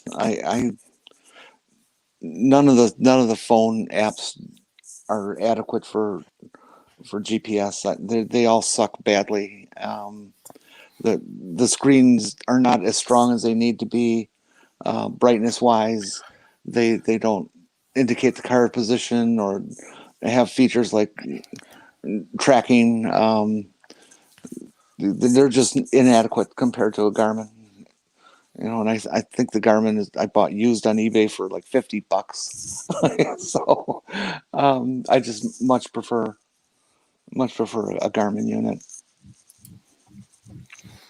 Yeah, well, that's the other thing that I like better about the GPS in the car is being a much larger screen, so I can actually, see the map while I'm driving. Mm-hmm.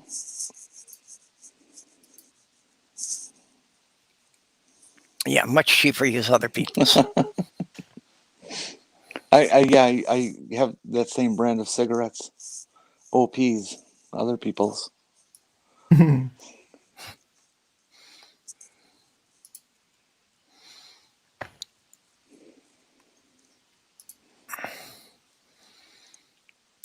Life is weird. Again, in the old days, we used to look at porn mags. Now I just look at takeaway menus.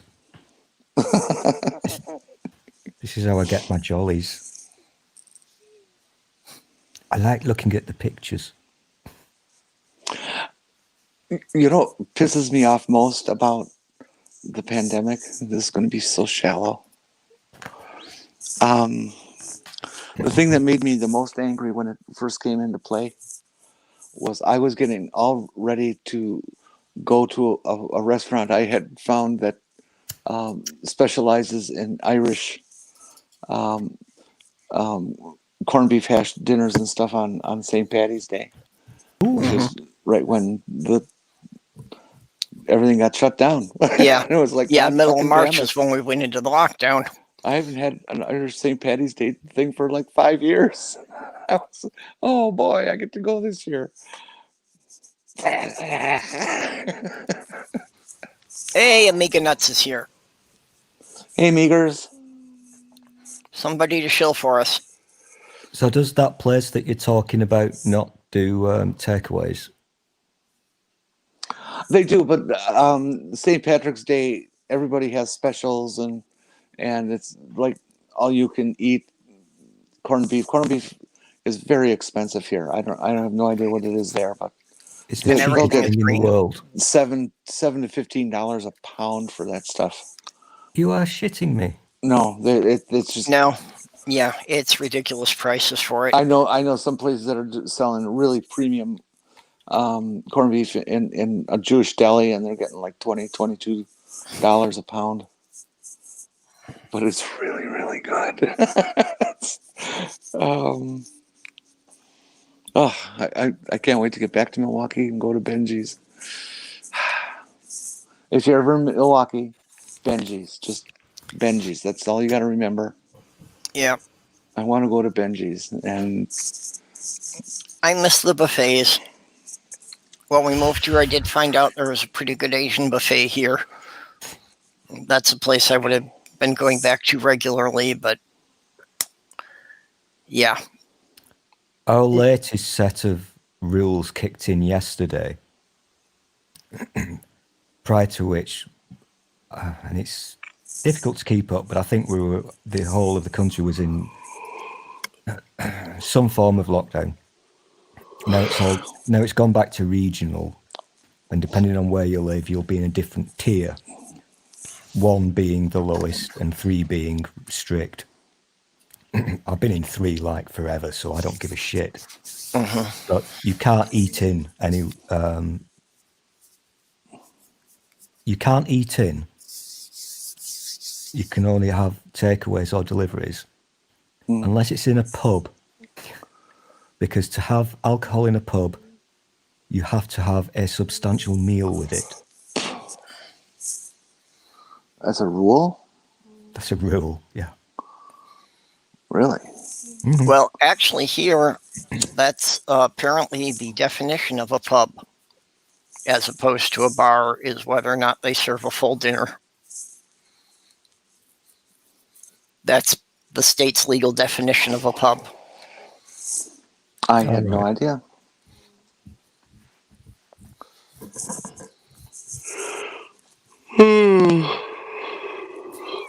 I really miss Milwaukee for the restaurants.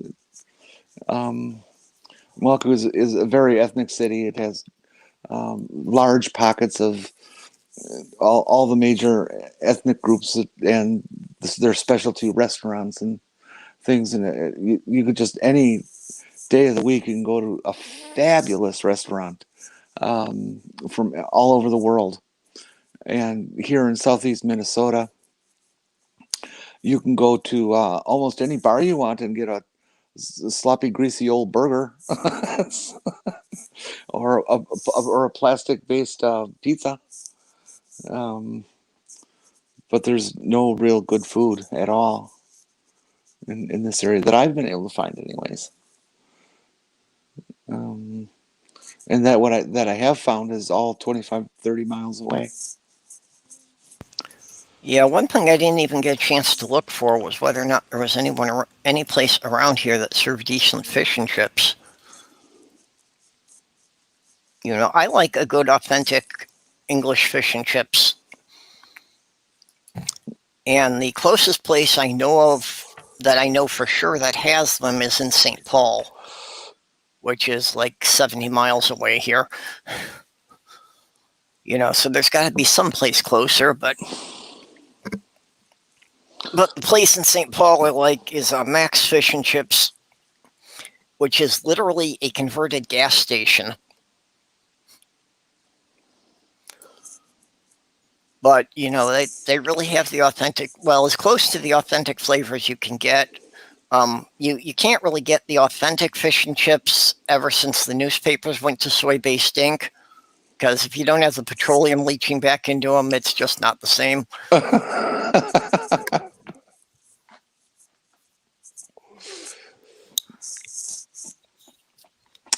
Numb. But, you know, if you want authentic fish and chips, it's got to be a place that when you go into it, you would feel a little uncomfortable actually sitting down there to eat them. And it has to be a place that if you do sit down in there, when you try to get up, you kind of stick to the chair because everything has that very micro-thin grease residue on it. Mm-hmm. That's the way you know they're authentic. There was God, place back home. I can't remember the name. Silver Spring House that had the best walleye based fish fry.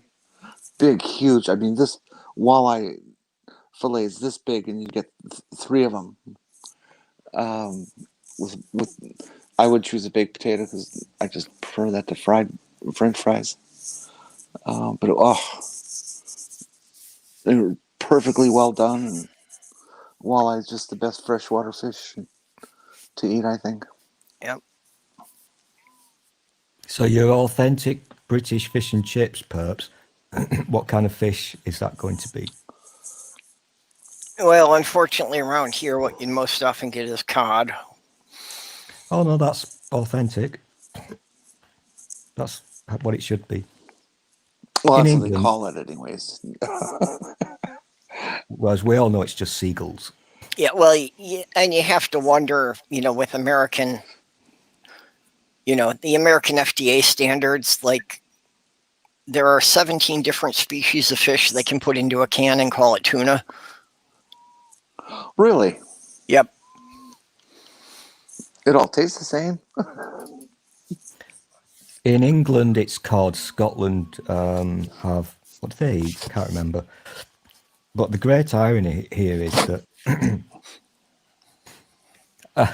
fish! Got to shout it 3 times a day. The great irony is that the fish that is caught in our waters, the British people don't eat. They just don't like it. Gets exported to the EU. The fish that we eat, such as our cod, etc., we import to the EU, which means that after January the 1st next year, our fish and chips is going to cost probably more than yours. Let's see.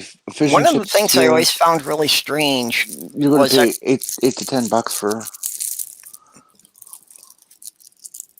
a fish and chips. I think that's about right. I can't work out what that is in real money, but it's probably going to cost us, I mean, that's a lot, I think, but it's probably going to cost us more than that after January the 1st.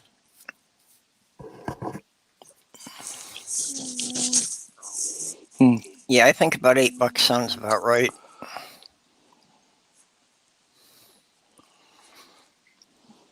One of the things I found really weird when I was living in New York State was most of the fish and seafood I saw in the supermarket came from the Pacific.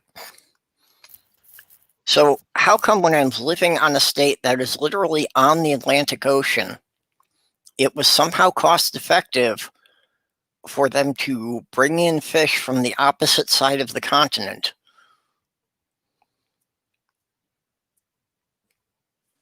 It wasn't, and you were being lied to. But apparently they could sell the stuff from the other side of the continent at a cheaper price than the stuff that was fished from about, a couple 100 miles away.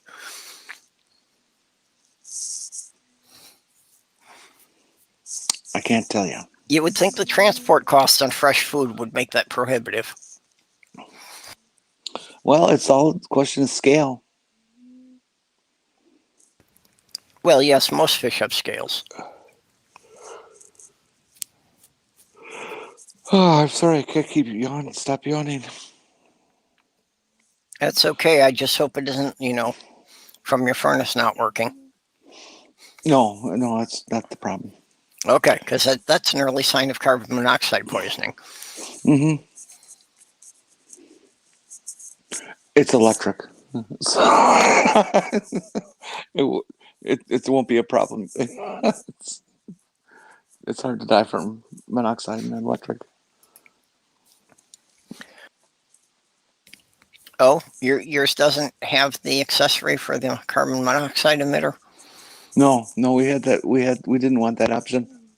It was too expensive. Well, then what happens when you really want to commit suicide? You go out to your car with a hose on the exhaust.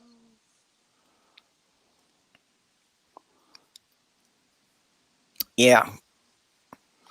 What happens if you got an electric car? Then you touch your tongue to the terminals of the main battery. It'll be over really quick. It's just a battery, but it's got a lot of amps. Yeah, that's an interesting question. How much of a discharge would you get? It would be huge. Off the car battery, yeah. The batteries in an electric car have got to be putting out huge amperage to push that many motors as fast as they do. It's amazing. 18650 battery, even though they're ganged together, can do that. They're just, they're not much bigger than a AA battery. Yep.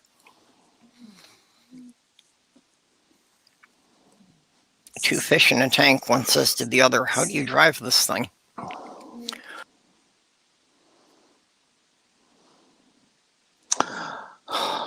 Oh, there you are, Stool.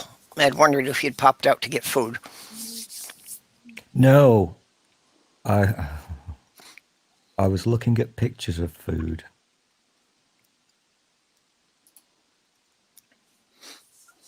Oh, hush puppies. Yeah, Stool, there was an episode of South Park that, one of the guys was like calling up this cooking channel all the time for basically, like phone sex, but it was all like, a woman telling him how to cook things. And then apparently he had developed an addiction to the cooking channel.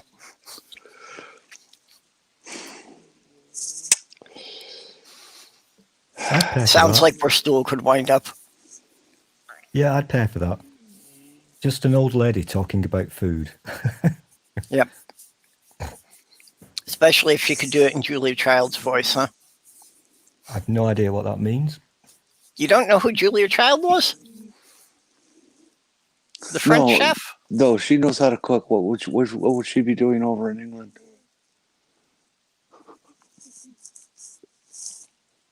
Yeah, I don't want any of this dirty long distance food porn.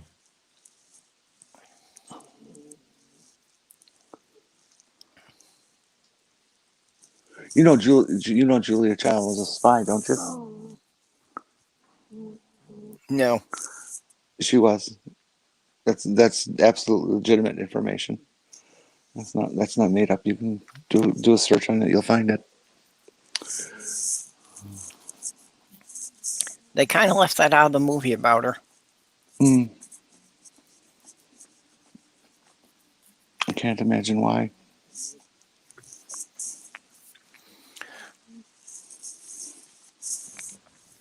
Oh, that's bad.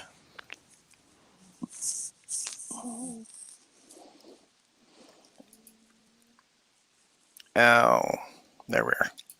Ox, why do brides wear white? I have no idea.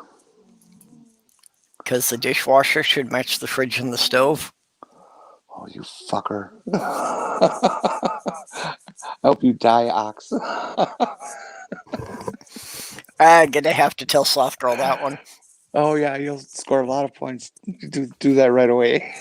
Well, ironically, I'm the dishwasher, though. She cooks, I do most of the cleanup stuff. Yeah, that's why in the evenings I usually go up there for dinner.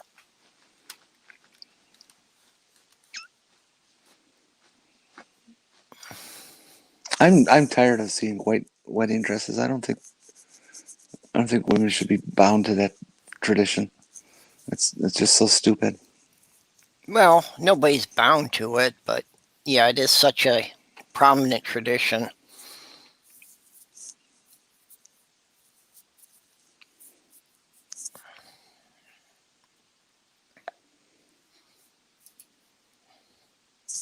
Yeah, it seemed like more than a dad joke. It was a grandpa joke. Here's one I got out of Reader's Digest, which is not surprising considering it's deeply conservative roots.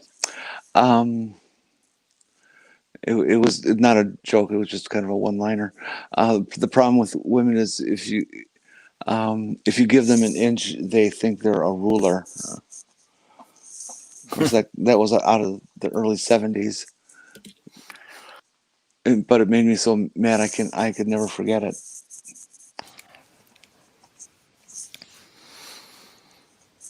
Yeah, if you give them an inch, they want a yard. If you give them a yard, they want a swimming pool put in.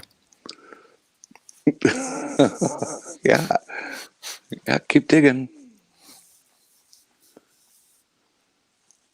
I'm not peeing, Ox.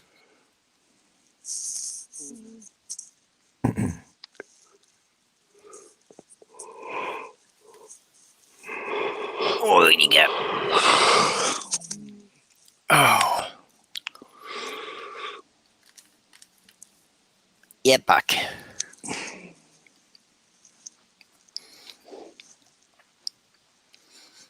I want to get my new computer together so I can start filming stuff. Oh, did you finally get your processor? No, I finally got the refund on the processor, so now I can go and try and buy one. Unfortunately, in the time that's taken, the price of them, instead of going down like everyone expected, they've nearly doubled since I originally since I originally had started putting the system together. So the processor that I could have originally gotten for $140 is now going for $230. Stool, what kind of green sauce was that? Green sauce? On that last picture you just put up. Oh, that's not sauce. Okay, what is it? It's mushy peas. Oh, okay. Are you not familiar with mushy peas? Well, we have a little thing we call pea soup. No. No, mushy peas are not a side you would find in the U.S. Okay, I imagine they're just peas that are all mushed up. Kind of, yeah. With a few little sexy things added. They're kind of what you have with fish and chips, really. They're very, very nice. I can Cream see peas. that. I like peas. That could be good. It's more of a mushy thing. It's not a sauce thing. Yeah, I'm not real big on peas, but yeah, depending on what else is put in them, it could be good that way. In the American fish fry, it would be coleslaw. Yep. I love coleslaw. Yeah, that's every place here you would get coleslaw on the side. I like coleslaw too. And it's one of those things that, you know, you can't really make it in small batches. So it's like I don't make it at home a lot because you wind up having so much of it that you can't eat it all before it starts to go funny. Can you freeze coleslaw? Oh, I wouldn't. I would think that, you know, if you freeze it, you're going to just destroy, you know, the cabbage, the lettuce. Yeah, texture is a big part of coleslaw. Yeah, I would think that it would come out all just kind of mushy and unappealing. It wouldn't have any crunch left. I love cabbage. Just regular fucking boiled cabbage. It's just so nummy. I like eating cabbage raw. When I was a kid, my mom was making coleslaw or something like that. I would always beg her for the core of the cabbage head, and I would eat the core. Oh, num num num num num. Yeah, I used to munch on the cores too. That's why I love Brussels sprouts today.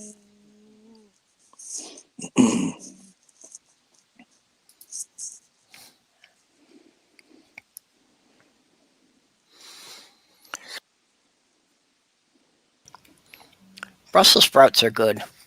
I don't know. That's another one that seemed controversial. That a lot of people hate Brussels sprouts. I don't get why. Well, their popularity has changed. I was watching on America's Test Kitchen or Cook's Country, one of the two, and they were saying that the popularity of Brussels sprouts compared to 10 years ago has like increased by 4 or 5 times. That they're just all over the place now. That people have suddenly discovered that they can be very, very good. They've been a part of my life since I was a kid. My mom always fixed them and had some cool recipes for them and stuff. Yep. So I was way ahead of the curve on those. Yeah, I always had them too.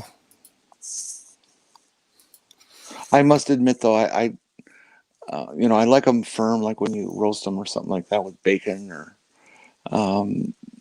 something like that. But I also like them when they're really mushy too.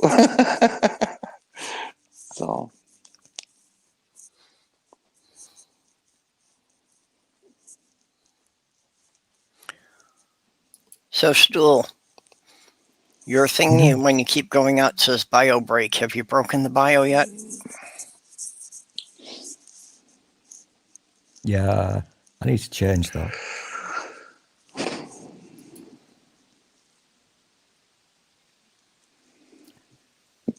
I'm supposed to be making coffee, but I can't be asked.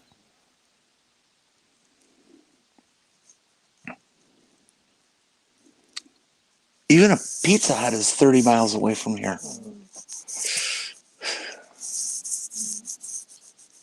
That's just wrong.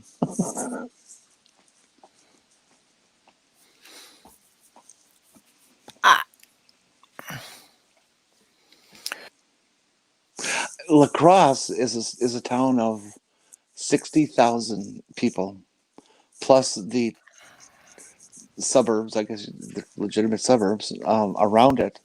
I'm guessing making it around 80,000, maybe 90,000 people total. There are only 2 McDonald's. That's shocking.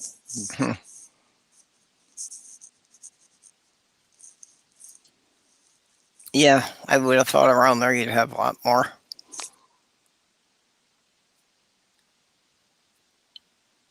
And I can't think of where there's a Starbucks. There's got to be one somewhere, but well, I can find out. Yeah, you could use that handy little device. Yes. Fits in your pocket. Mm-hmm. The fun fact, there are more food banks in the UK than there are branches of McDonald's. Yeah, Thought. there's something wrong with that.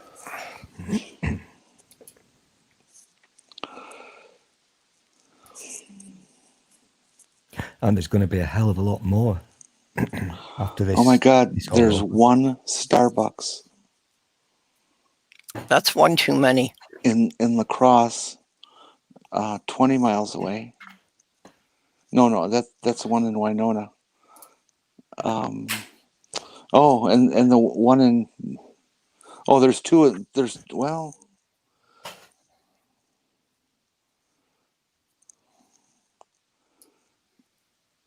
that can't be.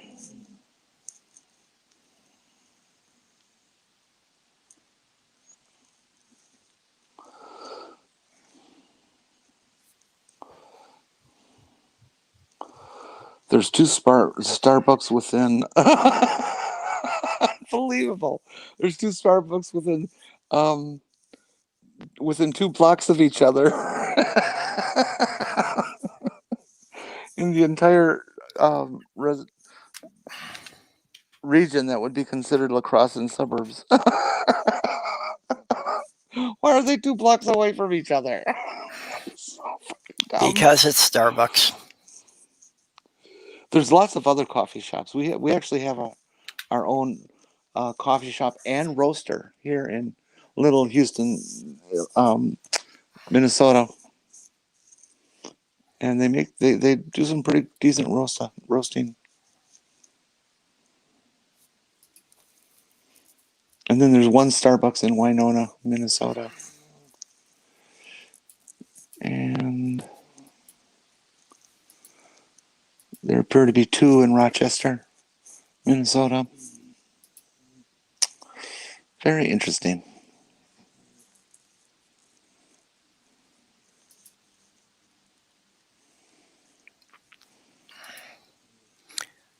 Yeah.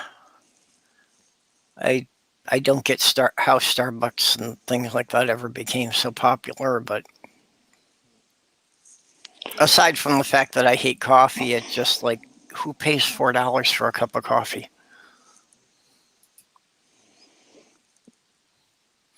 But I know to a lot of people it became, a daily habit. Nerdy's not scoring any points either. Why do brides wear white? So you don't confuse them with trees? Oh, bye, Greg.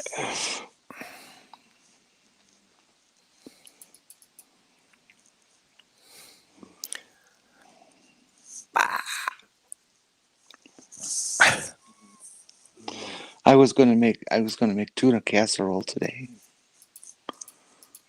It's my favorite comfort food. Yeah. It's a very classic Midwest thing. Yeah. Hot dish.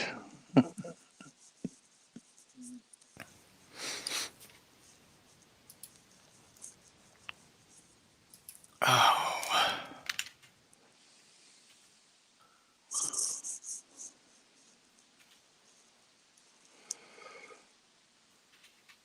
Damn.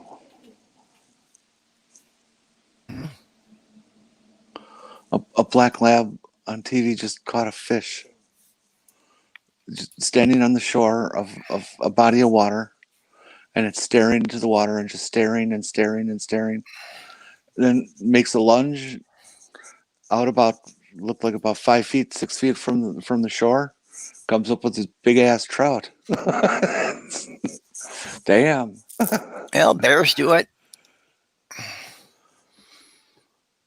Yeah, but you gotta be pretty quick for that.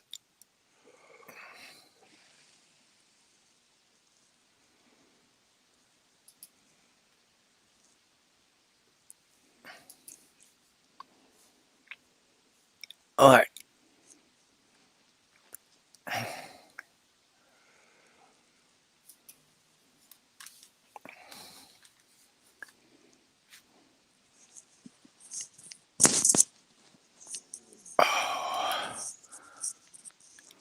So. Oh. What happened to Stool? Now it's saying that his devices are disconnected. Maybe he got tired of us. Yeah, I'm wondering if he lost his signal. But Well, you know, he's got to go over that cable in the ocean that doesn't exist.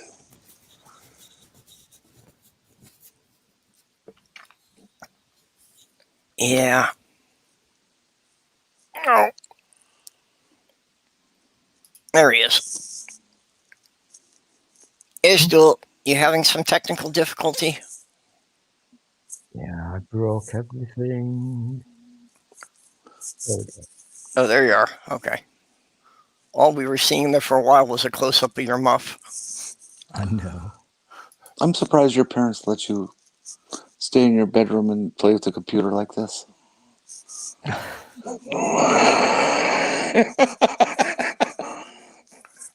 Well, he's staying in his bedroom and playing with his muff all day.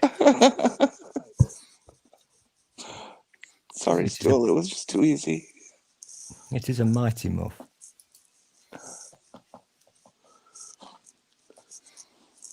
There you go.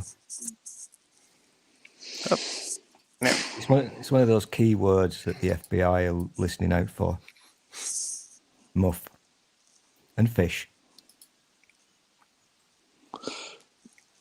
And moist. A pussy. But only with the White House calls.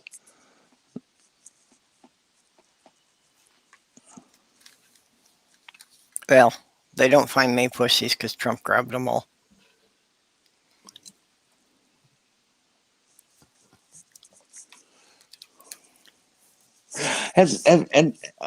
Sorry, Stool, this ain't going to be for you, but people out in the chat too who happen to be Americans, have any of you watched this new series on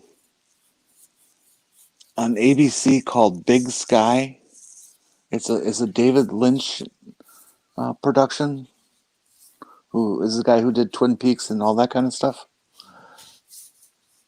It's really unbelievably intense. I don't get in those kind of shows. Hey, Sam. There's this guy who's a trucker. He's obviously in his 30s, maybe early 40s. He lives with his mommy, who seems like they have some very interesting facets to their relationship. But nothing has been stated or specifically shown. But it's the vibe that is definitely being sent out. And this trucker guy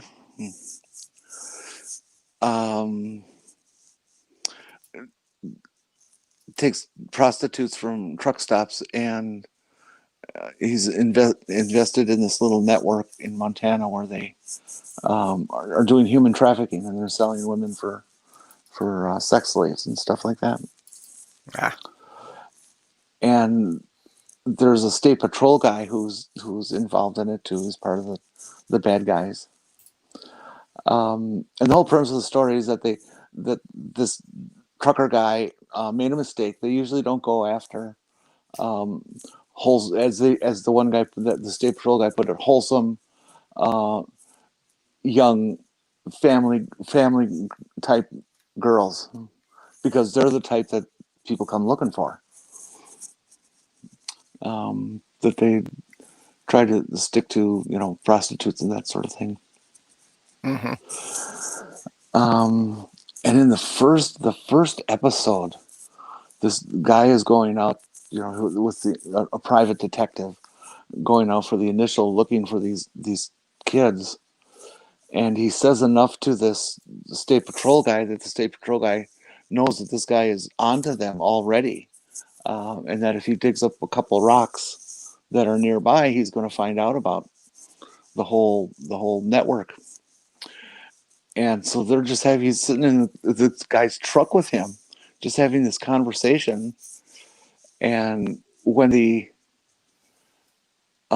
driver of the vehicle, the private detective guy, looks away and then turns back, he gets shot in the face by this cop, and it was just so completely sudden, unexpected. With the instant editing and stuff like this, it was. I actually jumped at the scene change, and it was just like, holy cow, what kind of show is this? Yeah, and so I've been watching it for the last 3 episodes now. It's really worth watching if you're into that kind of big mystery with pretty good writing and suspense. Sounds interesting. Oh, Doorknob Head is here. Doorknob Head, you missed the bride jokes. What if doggy has to pee pee? What? Having a roof over your head. Oh, roof over your head day. I don't know what the dog has anything to do with that, though. Dogs, roof. Okay. Sorry. Yeah, it's okay. I mean, it was completely off a topic we were currently talking about, so it took me a minute to get back to the reference. Oh.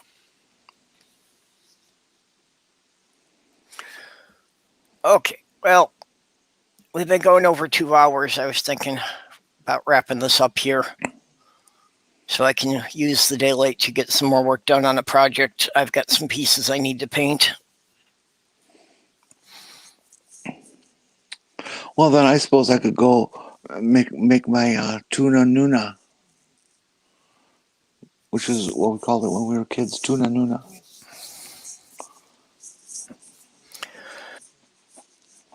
Yeah, Sloth Girl calls it tuna noodle kebab. What you gonna do there? What's his name? Stool. Yeah, Stool. Yeah. You got. Let's see. It's 1400s. Oh well, you still have to get up out of bed. So. No, he's going to stay in bed and touch himself looking at the pizza menu. Maybe. He's going to wrap his hands around his pepperoni. You're saying these things as if they're weird. Well, Stool, if you do it, it's automatically weird. This is true. I shall make coffee and then peruse my lovely, lovely menu. And whilst I decide what I fancy a pizza now that Jenny mentioned pizza. Damn. What time is it? It's 5, 6, so it's like 8 o'clock, 9 o'clock at night. 8:20. Oh, yep. Okay. So we've got to be a bit careful because everywhere has to shut by a certain time now. So we've got to keep your eye on the clock. Yeah, I know for a couple of months around here, everything was closing by 8:30. They relaxed it. I don't know if we're going to go to shorter hours again because just last week we went back into another lockdown. So all the bars and restaurants had to close the dining areas again. You can only get takeout. I'd love to buy a pizza, but I don't have any money. That's why I'm making tuna nuna. Drive up here. I'll order the pizza. It'll be here by the time you get here. Okay. I don't have that much gas, but I might be able to make it to Lake City. Yeah, you got to find a gas pump that'll take PayPal then, and I can send it on my code. Oh, I have a PayPal debit card. You put money in my PayPal. I can use my credit card or debit card with it. It's pretty cool.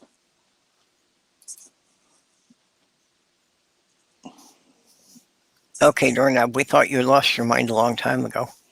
Yeah, that's easy. Yeah, PayPal's really useful for that.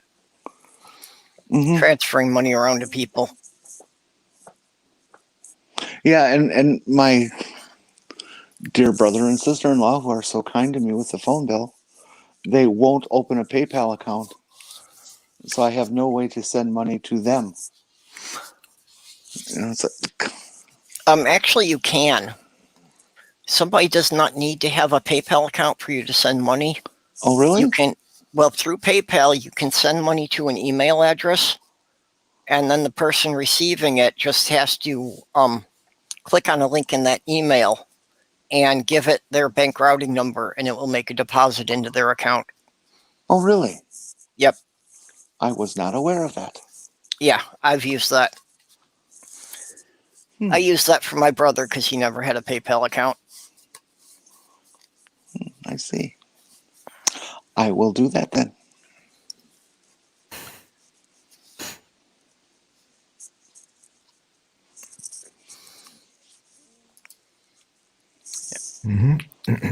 Okay, so yeah, And So- the one in the room. Oh, doorknob. You're funny.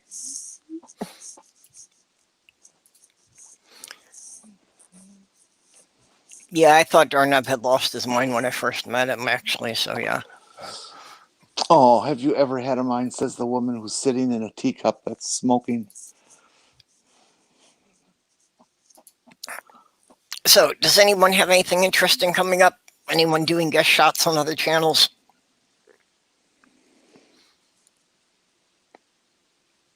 Well, that says a lot. Nope, nothing planned. No, just movie night on Friday. It's we're going to have it a little earlier than usual. Its Yeah. normal time would be 10:30 Eastern. I know Jesse was talking about moving the time up. I think it was sounding like probably about 9 o'clock, but I Yeah, think that's 9 still o'clock kind of Eastern. floating. It's not definitive yet. So stay tuned. Yep. Oh, I might We'll be start introducing. might- I believe we'll be introducing a new person on the panels this week, but who it is will remain a secret until it actually happens. yeah, But I saw that there were a very- couple of candidates that were mentioned. A very smart person. What were you saying, Stool? I'm contemplating whether I should start a video series where I read from various takeaway menus. Hey, give it a try. You never know what'll take off on the internet. I mean, I've seen some channels that I thought were pretty weird that, have tens of thousands of subscribers. Are you mocking my new idea? No, I'm actually saying it's just stupid enough that it might work. I'll do it in my sexy voice. Yeah. You have a sexy voice? Mm-hmm. Oh, yeah, he's got a good voice. Let's hear. No. I save it for special people. Oh, I'm special.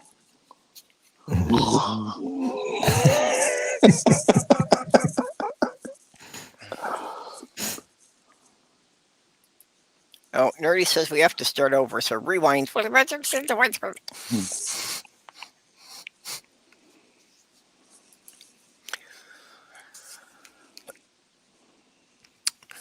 Yep. Okay. So, yeah, we're going to shut down here.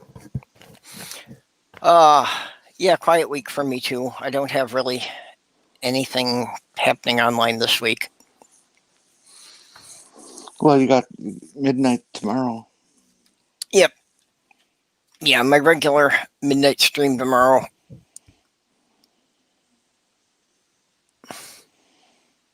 Hey, Amiga Nuts, how about you put your link in too?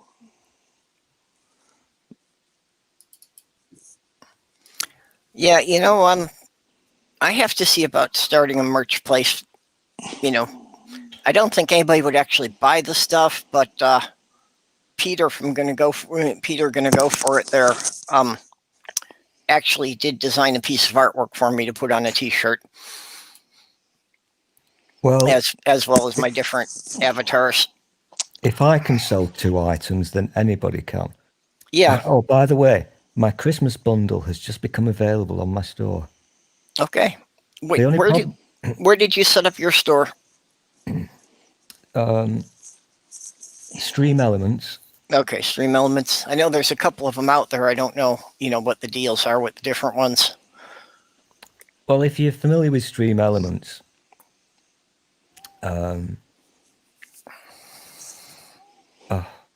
can't be asked. Yeah, But I know anyway, some of them won't actually print the stuff until they get a certain number ordered.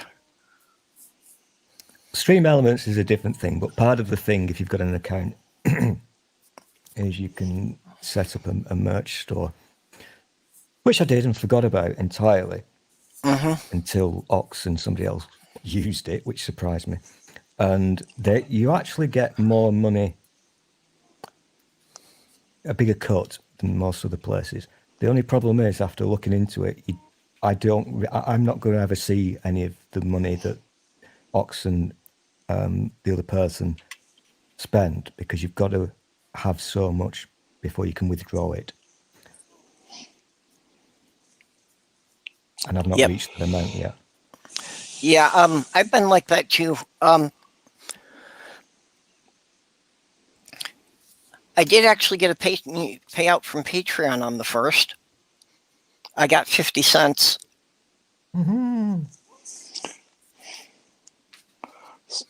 How come your merch link isn't hot? It's What does that mean? Your merch link. See, it doesn't have underlines, and so it's not a hot link. Oh, that you can touch and it'll take you yeah, there. it's not a clickable link. Where are you looking at that? In your in your channel description. Oh, that's just YouTube. I don't know. I've not really paid much attention to it, to be honest. Well, if you think I'm going to type all that shit just to get to your damn store, you're badly mistaken. And other people are going to feel that way too. You've had 17,688 views. How many have bought merch? 1. Yeah, because I don't tend to. I don't. One out of every 18,000 people is willing to type in that crap. I set it up. Make it a hot link. I set it up because I was bored and completely forgot about it, which is why I don't. Yep. Who's going to buy my crap? Oh, by the way, I've now got phone cases, so you can get Samsung or iPhone cases on my merch store. If it's not a hot link, you're not going to get nearly any sales. So come on, get it together, will you? Come up to the 21st century, boy. Hey. Those of us who have successful channels don't need to do that stuff. That's what moderators are for. Ooh. That's why we pay Amiga Nuts the big bucks to get our links out there. See, I was just thinking maybe Amiga Nuts should rethink their role in this. It's.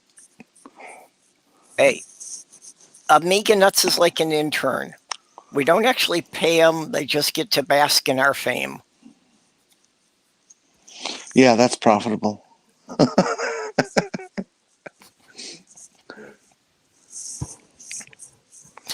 Okay, well, I'm going to get something to eat and get some work done. So see everybody later. Bye-bye, all. All right. See y'all. Bye. Good night. Goodbye.